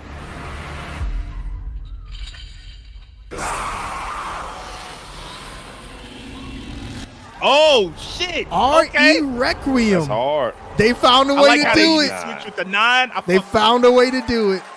Good stuff. Whoa! Wow. Okay. All right. Got a release date. They did it again. They did it again. Nice. Okay. There you have it. Resident Evil Requiem. And it will be playable to fans this August at Gamescom, where we'll also be hosting Opening Night Live on Tuesday, August 19th. And Capcom Resident set up for Evil a monster Requiem marks a 2026. bold Bro. shift for the Man. franchise, Woo. both in tone and gameplay. And today's reveal isn't just about survival Shit, they were horror. like, hey, Expect Marvel, we don't need high-stakes Marvel. cinematic action too, with much Apparently more not. to share soon, leading up to its launch on February 27th, 2026.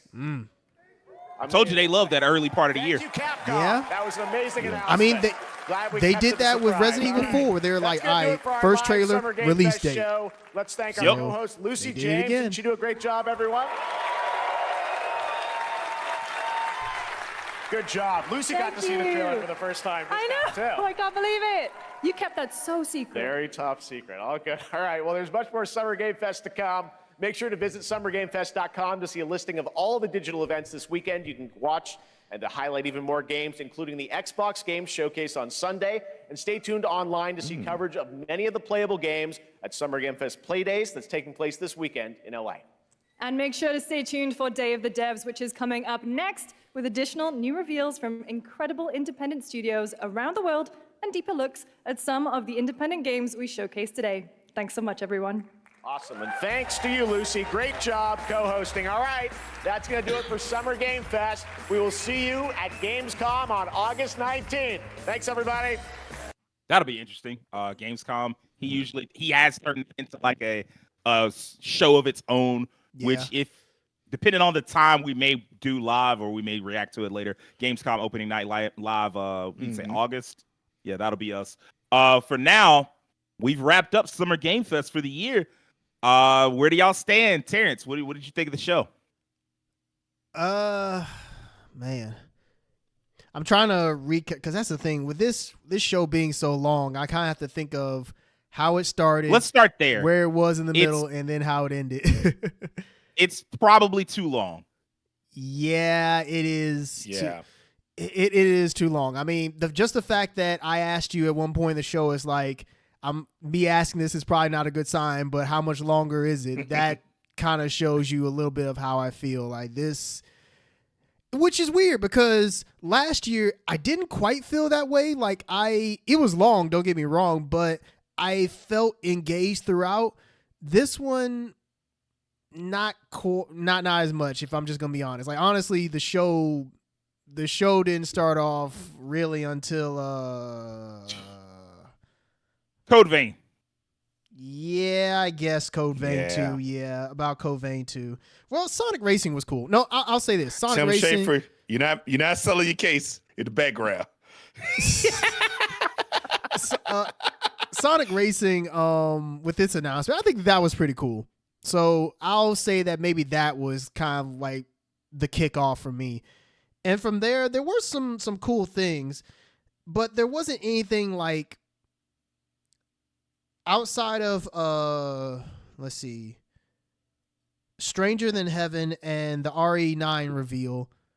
The other games that were revealed were cool, don't get me wrong, but it wasn't anything mind blowing. I think Out of Worlds was pretty cool, the stop motion game. I think that is something that I'll keep my eye on. Fractured Blooms, that one, I'll keep my eye on that one too. I know Rakeem's going to talk about Mina the Hollower, so I'm not going to get into that. Scott Pilgrim, Ill looked really interesting. Ill looked ill. That's one way of putting it. There were some cool games here. I just feel like this is the type of showcase where I could have skipped it and gone on IGN after it was over and just looked at all the reveals, and I would have been cool with that. That's kind of where I'm at with things here, is that it is way too long for what it is. And while there's cool games here, you have to sit through what is Summer Games Fest to get to it. I guess just to wrap it up so I'm not like long-winded, I think I give this show probably no higher than a 6. Like, I mean, it was fine. I didn't find myself like super engaged in the show until certain moments. This was no State of Play. I put it that way. State of Play, I was locked in the entire time. I mean, I know that they're not going to be the same thing, because State of Play, I mean, that was almost an hour long compared to this, which is much longer. It has ads in it. It has hosts, and you have interviews and everything. So I get that they're two totally different things. But yeah, I feel like Jeff didn't bring his A game this year. I feel like last year's was better. So yeah, I'd give this a 6. I'm curious to hear what you all have to say. Rakeem, what do you think? What did you think of the show? I will say I kind of ring close to what Terrence meant about the show felt a little long. I think what made the show feel long was that there were so many games that we already knew about. Yeah. Yeah. So it wasn't like a lot of excitement towards new titles. Now, it was cool to get the surprises, like Mina the Hollower for me, like that's a game I've been waiting on for a long time. Anybody I am glad who's watched that this showed up. podcast knows it. And that game went kind of radio silent for a little while, so I was getting kind of worried. But luckily, that studio has a strong pedigree. I know they put the time into it, and I hope that game comes out well. Now we got a freaking release date, thank God. So I'm happy about that. And now the Project Central reveal. Yeah. Yo. Yeah. Didn't see that coming. Like we knew that they RGG, they put their games out. But I didn't expect to see that again until maybe the next RGG Direct. That was probably like when I was thinking about seeing it again. Agreed. So seeing it now, I'm like, oh, this might come out next year. So I'm excited to see more from that. I love the fake out with Resident Evil. They did a nice fake out there. That was clever because you didn't expect it to show up at the end. It is cool to see RE9 because on this podcast as well, we've already discussed when we thought we'd see it again. I think even last year we were talking about it multiple times, like where it would show up again, and it finally showed up here. And I'm looking forward to it. Most likely it's coming out next year, probably. I'm pretty sure we're thinking like about next year. You say what game? Gives me an excuse. What, Resident Evil 9? Yeah. It's they February said, 27th. They announced February 27th. They showed the date. Yeah. Right. Oh, they showed that's right. They showed the release date. Yeah, so it's next year. Got the release date. So I'm looking forward to that. It gives me an excuse to actually play RE4 remake because I do own it. But overall, like in the middle, it did kind of slog a little bit. I think there were some moments like when Kojima came up, the part with IO Interactive with Mads Mikkelsen. I'm like, this is cool, but it's taking up parts of the show. And after watching State of Play where they went balls to the wall quick, the whole show, they didn't waste a moment. Like it in comparison, it's like watching something in slow motion when you do stuff like that. And that drags the show down a little bit. So yeah, I'm similar to what Terrence felt like. I think I'm gonna give it around a 7. I did enjoy certain parts of it. There were a decent amount of games shown here, but there was a lot of like, it felt a little redundancy, and getting some release dates as well, because we get close to release time. Games really want to show off one last hoorah before they come out. So I mean, I get it. We can see Death Stranding for the 18,000th time for advertising, I guess. But yeah, I'm gonna give it about a 7. It's okay. I didn't think it was horrible though. I thought it was okay. I'm gonna give it about a 7. Yeah, I fall somewhere in line with y'all. I think Jeff is in love with old E3. And I know people are like, no, E3 was great. Like, no, you misremember what E3 was. When y'all remember E3, you remember Sony E3 2015 and 2016, where they just like in 2015, it was like, here's I think Horizon showed up there for the first time. I know Final Fantasy VII Remake showed up there. Shenmue 3, The Last Guardian. Like, oh my God, it's the year of dreams. And then 2016, they basically gave you every first-party game they were going to have for the remainder of the generation. So much so that when you watched 2017 and 2018, you were like, wow, these kind of just like repeats of what we already saw. Like, and that's what E3 was. A lot of like people getting on stage and yapping for too long and celebrities coming up there for no fucking reason and just like being reminded of games where you're like, I already knew about this, or like, I don't care about this game at all. Like, and just a lot of needless awkwardness and it being longer than it needed to be because everything's done live. And Jeff is really in love with what that was. And he's giving us a new age version of that, even though people don't want that. People want the compressed, like Terrence was saying, the State of Play where it's just like game, and very little talking. Like, that's what people want, but that's not what Jeff is here to give you. And it really did. I mean, like, I'll say this. I do owe Jeff an apology. You lost your nickname. What's the nigga turtles? The joke that I give you real Chinese nickname. Now you lost your nickname, buddy. It's over with. It ain't Big Jeff no more. It's just Jeff Keighley. Because I mean, like you did, but I do have to respect you the fact that you ended strong. But it really just feels like you did the inverse of what you used to do. Like usually Jeff's shows are very front loaded, and it's like, okay, you get like a couple of really hot games, and then it cools off, and it stays kind of lukewarm throughout, and you might get like one cool game at the end. And this was like the inverse. It was like garbage at the start. And I mean, like, no disrespect. I'm sorry. Mortal Shell just isn't for me because that's what the show started out with. Started out with Mortal Shell 2. Shout out for a lot of people. That game wasn't that fucking popular. Well, I mean, like the developers worked hard on it, and there are people that I'm love. Sure they like, worked their asses off. Yeah. Like there are people that love dark fantasy and shit. It's just not for me. So like, it started out kind of like whatever. But I mean, like, if Souls are your thing, that's a hot start. And then right after that, they were like Fortnite. And you're like, all right, well, here we go with this Jeff shit. And like from there, it's like Chronicles Medieval, Peasant Simulator, like again, like Kingdom Come Deliverance 2, but like large scale battle. Like, okay, sure, whatever. Sonic Racing Crossworlds, it was okay. But that to me, like, I mean, like, I like the game, like the idea of the game, and I like the game, but it falls under the same kind of thing of like, you knew that game existed and they were just like, here's some cool crossovers. But I mean, like, you know, announcing that Ichiban is in there and Joker from Persona 5 is in there, and the fact that it was cross-platform, they threw a little shot at Mario Kart World. I thought that was pretty cool. But yeah, the show to me heated up with Codevein 2. And I mean, like, I'm not a Codevein guy, but it is exciting that they like decided to go back to that. Rakeem, what do you think that means for Tales of? I say for Tales of, we probably won't see something from that until next year at the earliest. Unless it shows up at TGAs. That's the only thing I can think of. Maybe. I don't know. I'm torn. I wonder if it might not just show up at Microsoft's show on Sunday. I mean, to be fair, Tales of to me is still a bigger franchise. It's definitely a bigger franchise than Codevein. Absolutely, by far, way I more will history. Say that so it does seem like Bandai Namco is putting actual resources into it now because the last Tales game was like the most expensive looking Tales game to date. So maybe they're just taking their time with it. By far.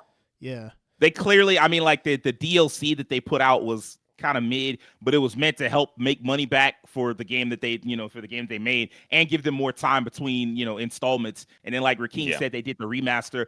But I do feel like it's about time for a Tales game because Tales of Arise, that game came out in 2021. Yeah. And so like, it's obviously not coming out this year. So by the time the next Tales game comes out, it'll have been 5 years. I expect like a big generational leap for that franchise because like when it first came out, it was basically a cross-gen game. I think it might have been cross-gen. I think you're right. I expect like a proper PS5 game. So I guess it's, you know, but for now, Codevein 2, I mean, it looked interesting. It's not my vibe, but I'm sure that there are people that are excited for it. I'm gonna go through like just highlights. So we're gonna skip some games. Atomic Heart 2, that was interesting. Not my thing, but like I was just surprised at exactly how different of a direction that it went. I'm like, man, this is nothing like what you were doing before. You just went full sci-fi. Like, it's weird, and it's probably it's way too fucking horny for, you know, it to have the budget that it has. But I mean, like, I don't think that's going away in this franchise. Shit, that seems I think that's what this franchise is now. And I mean, like, there's room for that in the industry. Like, I don't want every game to be horny. Just like I don't want every game to be like, you know, prudish or whatever. Like I don't want every game to be super horny, and I don't want every game to be, you know, not super horny. Like I just kind of want a mix of everything. But one thing I'll say, Atomic Heart, like it almost had me. Like it was weird enough that I was like, man, if this game wasn't first person, I'd check in for it. King, what do you think? Like the Cube, Atomic Universe, did they need an MMO? Man, it seems like whatever that studio has going on, they have a lot of ambition behind closed doors. Yeah. Because I never would have saw that coming. I never would. Now, Atomic Heart 2, like, first of all, I didn't know how well the first game did. I guess it did enough because you don't get no sequel if it don't do enough. But the fact that they're doing something like that means that they had already had that ambition early on, and they were just like using Atomic Heart as a base to create a bigger franchise. So they put Atomic Universe. So, you know, they might be thinking about doing other spinoff games in there. I don't know how big the studio is, but maybe their plan is to make, you know, Atomic Heart as the foundation for a bigger franchise in the long term. That's difficult to do. That's difficult to do for a lot of games. I mean, hats off to them for trying.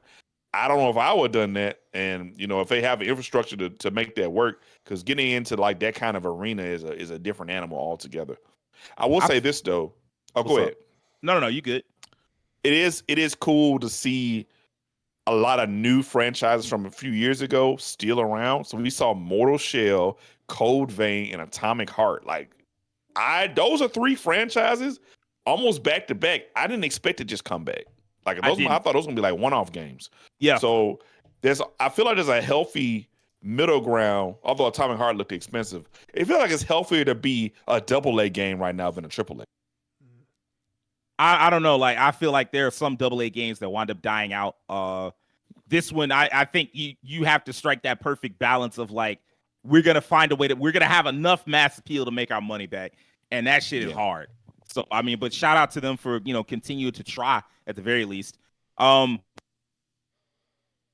We're gonna skip ahead. Marvel Cosmic Invasion, that was cool. They had what was it, Rocket Raccoon and She-Hulk show up. Yeah. She-Hulk. Yeah. Mm-hmm. A little surprising that they had no release date there. Whatever. I assume it because they keep saying holiday, so I assume we get a release date probably. Power Rangers came out in December of last year, so I could see probably saving around it that time for Jeff's next conference. Gamescom opening night live. I can see that. Yeah. Mm-hmm. Yeah. Onimusha. Still no release date. You got any guesses now, Terrence? So, okay, Resident Evil is February. Yep. Maybe Onimusha in summer, like between May. Well, that's the thing, because you got Pragmata too. So okay, hold on. We have Resident Evil 9, Pragmata, Onimusha. Do they have something else? I thought so, but I can't remember what it is. They like got Street Fighter. Yeah, but I feel like there's one other game, but I can't think of it. Maybe that's it. Maybe what you do is Resident Evil February, Pragmata July, Onimusha October. Oh. Maybe. Or maybe September. Action. Maybe September or October. Maybe. Yeah. Because GTA 6 is in May, so most people are going to want to stay clear of that. Yeah, so, that is true. Definitely. That's very true, yeah. So you probably, beating that. You not. So maybe July for Pragmata. It depends. I guess it would just depend on which one is ready first, obviously. But We've I seen do more think of Onimusha, so I'm actually wild. surprised at how much we've seen of Onimusha. So it kind of leads me to believe that game is farther along than we think. So it could be the one that releases second. It would not surprise me if Onimusha came out even in April. That would not shock me because I think like that April-May spot. Yeah, because it's within their fiscal year. So yeah. Yep. We're gonna skip ahead a little bit. Well, real quick. Felt that boxing. Great. That looked amazing. Yeah, that did look good. That was good. I think people aren't gonna realize how good that looks because they're just thinking about puppets, like actual puppets. Like they generated that in Unreal. Yeah, exactly. And it looked like real life. It did. That blew my mind. I'm like, yo, this looks incredible. Yep. How did you do this? Mixtape is on the screen right now because of Day of the Devs. That makes me want to go back and look at more of it. I'm gonna say that I'm gonna bring this up real quick because I won't come back to it. I do really want to play Mixtape. It looks like a blast. It looks kind of in the same vein as like Lost Records, Bloom and Rage, and Life is Strange and that type of stuff. And I'm planning on getting into both of those games later this month after I wrap up Trails Through Daybreak. But this would be another game. It's interesting that there's still no date for it. Makes me wonder, like, how far off is this title? I thought it was going to be like a this year title because they first showed it at Xbox's show last year. So the fact that there's nothing there yet, I'm like, that makes me wonder, like, is that further off than we think it is? Maybe 2026 and they're not even sure. So we're going to skip ahead. Let's see. Dune Awakening, meh. Chrono Odyssey, okay, congrats, it's got a date. Wuthering Waves, man, I need these games to start looking different from Genshin. Mafia, the Old Country, got a release date. Oh, well, it had a release date, I believe. It was August, but it did get a sick little trailer. August 8th. Yeah. Did get a sick little trailer. Nicktoons and the Dice of Destiny. We ain't get enough of that to really. We didn't. It just kind of. It looks like a typical Nickelodeon game. I'll put it that way. Apparently, it's supposed to be like Gauntlet. So there you go. Okay. That gives me an idea in my head. If you haven't played Gauntlet, it's a very old school arcade style game. It's like a 4-person game, and you're like going through a world and slaying as many monsters as you can. If you go down, like, maybe your friends can pick you back up. You have limited magic and whatnot. Like, everybody has their own little set of abilities. It's a very fun game. I don't know if they're gonna go. I don't know how deep into it they're gonna get because of course you want to draw on the Nicktoons elements. I do miss Gauntlet. I used to play in the arcades all the time. It was like Diablo before Diablo and way simplified. It's not anything like Diablo works. It's way more simplified, but it's very fun and very addicting to play Gauntlet. Definitely. Laza P Overture came out today. It's already available. Somebody text Devin, let him know. Terrence, Fractured Bloom. How do you feel about it? Yeah, that's one of the ones I mentioned. Yeah, that one I'm interested. Just the fact that they said it's a combination of Silent Hill and Doki Doki Literature Club, that piques my interest. Although I will say that the appeal of Doki Doki Literature Club at the beginning was that you didn't know that it was going to get so weird. Yeah, because they have a warning at the beginning of the game, and you're like, huh, why is that here? And the further you go on, you're like, oh, this is actually a psychological horror game. And so them kind of coming out the gate saying that that's what it is like, I'm wondering, I want to see more. I'll put it that way. So I'm interested. So this is where the show really, really dragged. Blade and Soul Neo, Blade and Soul Heroes, Crystal of Atlan, Seven Deadly Sins Origin, the State of Unreal trailer. It's just like a bunch of ads, basically. Like Blade and Soul has never really had a bunch of traction in America. So it's, just here because, one, it's here because Jeff is very global at this point. Like his showcases are global, and they're not just advertising to Americans or Westerners. So that's part of the reason. But the other part of the reason is they cut a fat check. Like Jeff has said before, there are some developers that get to bring their game to the show, and he doesn't charge them anything. None of those developers were that. All of them paid whatever the people are like, oh, the exorbitant cost. Like when you think about some of the games that are there, it's like, nah, they needed to pay. They needed to come off of it. And all of those, they needed to come off of it. So the more I feel like your announcement looks like an ad, that's probably when you had to come off of it. Yes. Because I mean, like Seven Deadly Sins, it kind of felt like an ad low key. What the hell is this? What is this? It's an RPG. I think this is the Double Fine game, isn't it? No, this is the game that was announced. I think this was announced at the TGAs. Whatever it is, I'm going back to check it out. Yeah. This was announced, I think, at the TGAs, if I'm not mistaken. I don't remember the name of it, though. This looks like fun. Yep. Like I think it is Double Fine because Double Fine came on the screen before this came on. It's a turn-based Double Fine RPG. doesn't have a new game yet, does it? Am I tripping?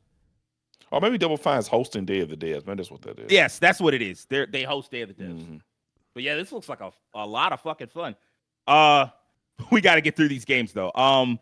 Jurassic Park Evolution, that's not really for us. It did look like kind of fun. Keem, Mina the Hollower, bro. Like you finally got it, and you got a release date. Dosa Divas. Bro, I'm so happy, bro. Huh.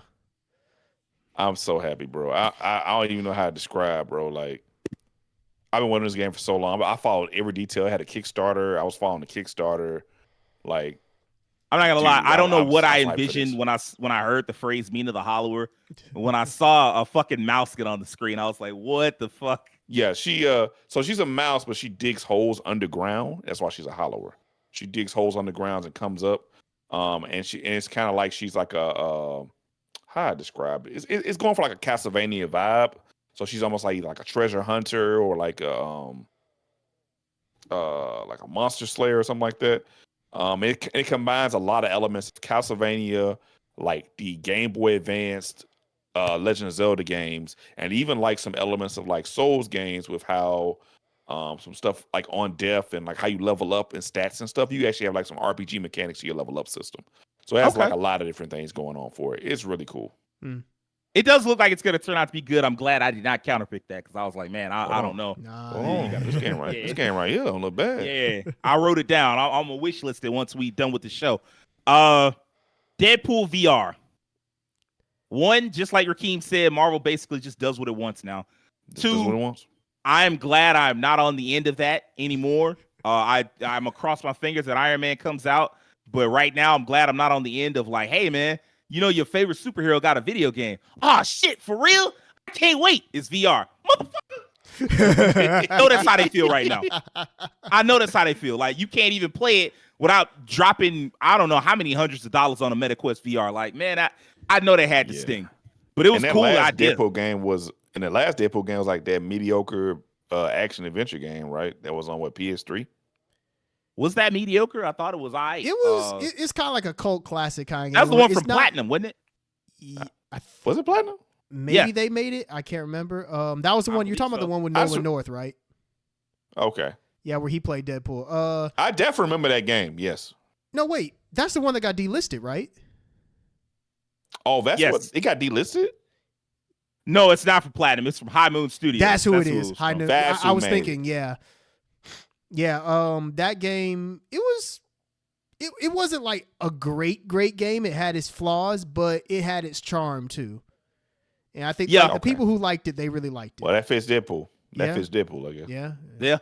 Towa and the Guardians of the Sacred Tree, that was all right. Yeah.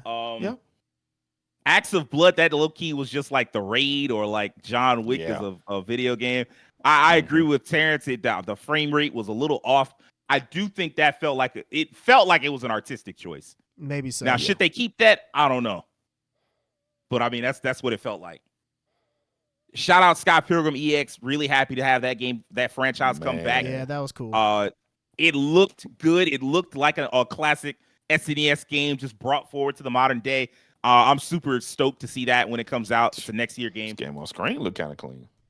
Hey, Heart Machine. The game that was on screen, Possessors. Yeah, I was looking at it too. First Descendant Breakthrough. The less said about it, the better. Scum. So Mindseye. Mindseye was not really all of that.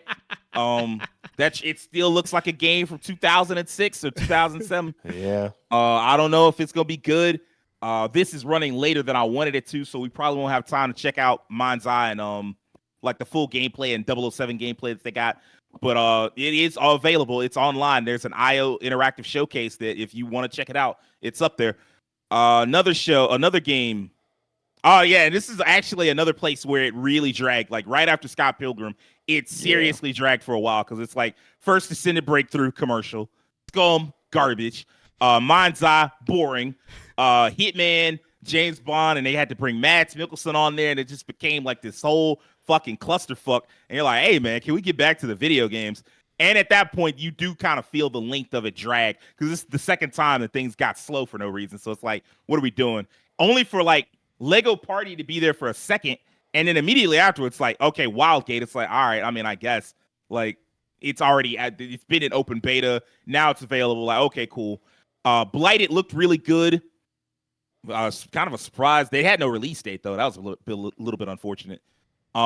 Ill, like Terrence. That was you, right, Terrence? Yeah. That one. Do we know who that's by? I'd have to look it up. Hey, Moonlighter 2. Mecha Break, man. Infinitesimals looked really good. That kind of came as a shock. I actually like that Mecha Break trailer. It was pretty cool. But we've seen a lot of Mecha Break. I mean, like Mecha Break, the problem with it isn't that it doesn't look good. It's that it just keeps showing up everywhere, over and over again. Well, at least we finally got a release date. So, and it was July 1st, I think. And then they trolled us with Resident Evil 9 for like 5 minutes right before seeding into like Street Fighter 6 Year 3. How do y'all feel about shout out to Kenny Omega. How do y'all feel about the characters?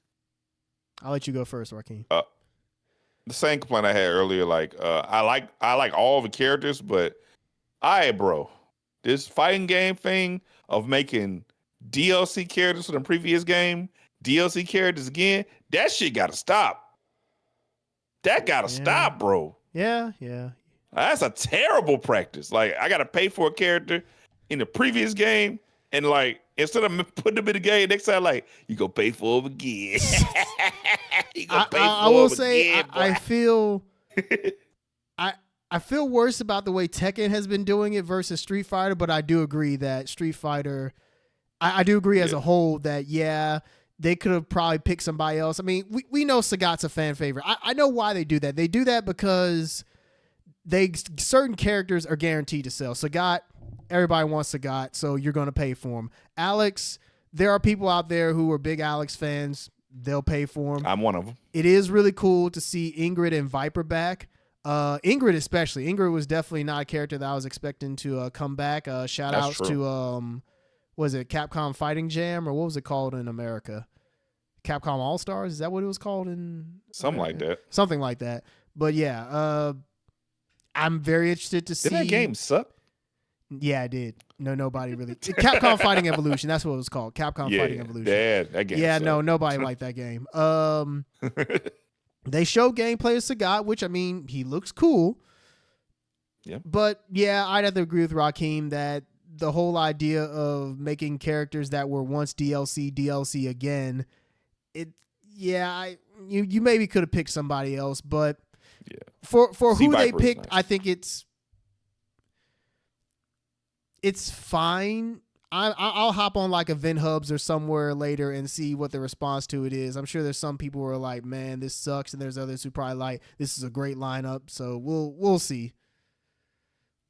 Let me ask y'all this. Well, two things first. First off, the first question, I'm going to forget. So I'm going to say what the first thing is, roster question. But first, the second thing I want to ask, is this the first time we heard about Street Fighter 6 Fighters Edition? Or is that like, did they already talk about that before? They already talked about that. That was what came out with the Switch. Like with the Switch coming out yesterday, they made it as part of the launch lineup. The Street Fighter year 1 and 2 edition or whatever, fighters, whatever they called it. Yeah. That's just their bundle deal where they're bundling year 1 and year 2 DLC and just making it one package. Okay. I got one small question, Terrence. I just wanted to ask. What's up? Do you think season 3 will have any mechanical changes? That's what everybody's been waiting for. They released the patch for it, and so far there's no big like mechanics that have been updated. Like the patch, a lot of people say the patch played it fairly safe. I'm not going to get too into the weeds on it, but people kind of want something big to really shake up the game, and maybe it'll come later on, like in the year or next year. We'll see.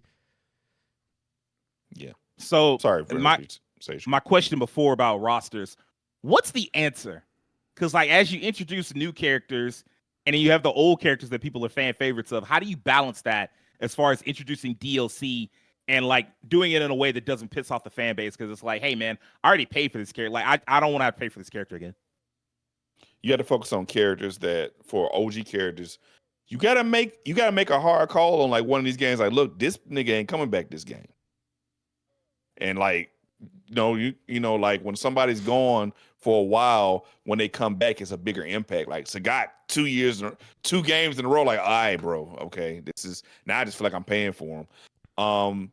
And also you can't be afraid to like mix it up with DLC characters. Like making a new character, I think is actually really interesting. Like Leroy was a new character for Tekken 7 when he came out as a DLC character, and although balance wise it was a nightmare, as a character he was really fucking cool. Yeah. And it allowed them to kind of explore a different idea and be more creative with the character design for how they liked it. I liked Leroy more than most of the base roster of new characters in Tekken 7. And he's still in the game, which will let you know that a lot of people also did. Clearly fucked with him, yeah. So I think the balance is you have to have a little bit of like, all right, in the direction of this specific game, the story we're trying to tell, this character or this character, they just do not fit in this timeline. And for this game, they just not coming back. We got to hold off for this game. And introduce some new ideas for your character, like either newer characters that you want to create. And of course, you know, guest characters, whatever. I feel like the guest character balance is really hard because we've had so many over the last decade. Now it's kind of starting to lose its spice a little bit. Whereas they used to be dope like 5, 6, 7 years ago.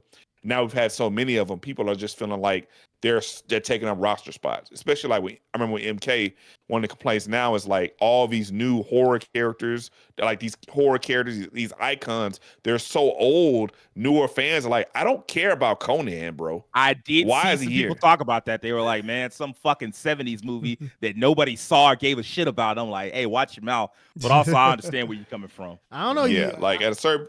Oh, go ahead. Go ahead, Terrence. Well, I was going to say, we'd have to see the sales on that because some people will say that, and then some of those characters will end up being the highest selling ones. So, yes, you let these new kids make it seem like, oh, yeah, these characters are old and irrelevant. And look at the actual sales, and it's like, oh, you all are wrong. Yeah. I mean, it's a balance to that. But I just feel like the answer is like you got to kind of stick to your laurels on the direction you want the game to go, and the characters have to fit within that. And if they don't, they don't come back. And in some cases, like, all right, this guy isn't in this game, and the direction for our next game will make sure to like hold that character. Like, this is somebody the fans really cried about or really wanted. Like, really paying attention to who people say isn't there a lot. Yeah. Those are the characters you want to hone in on. Like, Yeah. all right, these are the people who need to come back the most. Here's how I would have made that lineup more interesting. Instead of Alex, Dudley. Instead of Sagat, Fei Long. That would have made that whole lineup infinitely more interesting. People have been asking for Dudley for a long time. Dudley hasn't been in the game since 4. Fei Long hasn't been in the game since 4. So, yeah, bringing back Sagat and Alex, yeah, I feel like they could have been replaced. Like, if you were going to make them DLC, they could have come back next time. But who knows? Maybe Capcom is holding out on Dudley for the next time. I feel like some characters they save for when they feel like people have started to fall off the game, and they're kind of like dangling the carrot in front of you. It's like, hey, he's coming back. Don't you want him? Come play our game again. So, you know. We're towards the end. Wu-Tang, Rise of the Deceiver. Jeff, stop letting them hold you, man. Stop letting them hold you. More, man. That's what I'm saying. Like, it letting cool. them give you anything and be like, yeah, I put it up there. I mean, it's new. Like, no, man. Like, part of the reason that the show, I'm gonna say this was like a 6.5. And I mean, like, part of this is inescapable because the pacing is just bad. And I don't know if there's a way for him to fix the pacing. But even setting that aside, it's like, man, don't let them give you no fucking teaser where we see like a half a second of a clip to see the character and then that's it. And see like just a little bit of the stages and shit. Like, no, make them give you something, or just tell them like, hey man, if that's all you got, you put that out on your own. Like, I'm gonna go ahead and have to pass on that. Like, you can't make them give you anything, but you can be like, nah, I'm good. You put that out on your own. Like, they would have had a different, like, people might have been like, gave them a pass, or people might be like, we want to see more. You should have shown us more. But like now, it all falls on Jeff. Like, man, why'd you show us that? Like, so it looked cool. Jeff won't say, I did it for Old Dirty. I did it for Jizza. I did it for RZA. I did it for Raekwon. I did it for Ghostface. You did it for the cream. I did it for the cream. Into the Unwell looked cool. It's very cartoony. That style, like we were talking about during the stream, it's just like, I guess that's just the new style for cartoons or like cartoon animated projects in video games. I'm not mad at it. I still kind of dig it. I'm not necessarily a big fan of like roguelike type projects, but I do like that art style. I do like what they were trying to do. We'll probably go back and check in on it. Maybe watch a stream for it. And then, of course, the last 2 projects, like I said, Jeff just flipped them and just like, hey, man, this is where I'm going to put all the heat at the very end. Stranger Than Heaven, my God, that looks great. That's the first thing I'm going to do when I get off stream is go back and excellent title. The first thing I'm doing when I get off stream is go back and rewatch that trailer. I got to see it again because it looks so cool. And then Resident Evil Requiem. Man, surprise! Like, that was so like I would once they did the first thing where they were like, oh, we just need you to wait a little bit longer, and apparently he meant literally like just a little bit longer, like about 25 minutes, and then we'll throw it up there for you. Very cool. There is a blurb up about it. Resident Evil is the let's skip that part. Resident Evil takes the series back to the iconic Raccoon City, home of the biological disaster that shook the world, combining deeply terrifying aspects of psychological horror with pulse-pounding action that franchise fans know and love. This is just the beginning. More horrors from Resident Evil Requiem will be revealed throughout the year, including the first public playable at Gamescom 2025. A new era of survival horror begins in 2026. Will you survive it? So here's the thing. Is she the main character? Because she wasn't on the screen that long, so it like, is she the main character or is she just part of the story? I guess we'll have. Or let me rephrase that: is she the only main character? She's probably not the only main character. I could see them tying in an old favorite, into the series. It's like the veteran to be a side with her. I could see. I'm asking that because one of the rumors from Dusk Golem was that the main character of this game is Leon. I could see that. I mean, usually when they want the game to hit, Leon is who they call. So he is could the see main them bringing character, him but back he's into not the the fray. only playable character, is what they said. They said so. That's the rumor going forward. he's the main. Supposedly, Leon is the main character, but he's not the only playable character in this game. Okay, I guess that would make sense. I don't know what this game is, but it looks cool. Shout out. So far, the games they've been showing have been pretty interesting. Yeah, we kind of hold Dead Devs a little bit. Like everything I've seen, I've been like, oh, okay, this is kind of cold. Dead Dev said, hold on. It's such a long process. It's like, all right, man, we gotta wrap it up at some point. Yeah. But yeah, I mean, like that was the showcase. I think that it was fine. As far as like last year being better, I mean, like we looked at what last year had. It was kind of like whatever. Like when we went back and looked at it all, it was like, oh, okay, this is what y'all had. But I mean, like I think in the moment I was much more positive about it. So that tells me they did a better job of presenting than they did this year. That's what I remember. I remember being a lot more positive about the show. I think I remember you all being a bit more lukewarm on it, and I was the more positive one. But this year, it's funny because it's the reverse. I'm the more negative about it. You are more positive. I mean, no, we all lukewarm on it. Like the only thing I'm positive about is that I got to see Stranger Than Heaven. Like that right there gave it low key like a 1.5. So I called it a 6.5, maybe a 7. Yeah. It otherwise would have been a 5.5 or something like that. Cause like I saw it and I was like, until I got what I wanted. And that was on my list. Like it was on my list of projects where I was like, oh, I would love to see Stranger Than Heaven. In fact, yeah, it was at the bottom of the list. So like towards I organized it from easy, medium, hard. It was towards the hard part of the list. I didn't expect to see that game at all. So I'm happy to see it. And like Rakeem said, I do think that means that game is probably 2026. What the hell is this game? I don't know. I'm finna go look it up though, because it's looking like it might be cold. Yeah, we gonna have to look into this later. Oh yeah. But yeah, that was our reaction to the state of play. Sony state. That was our reaction from our game fan. Your sound going out, brother.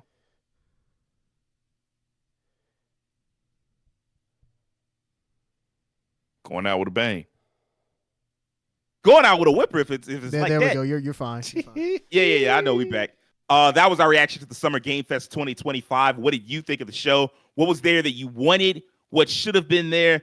And will this show ever be consistent one way or another? Let us know in the comments below. For now, we will see you guys next time.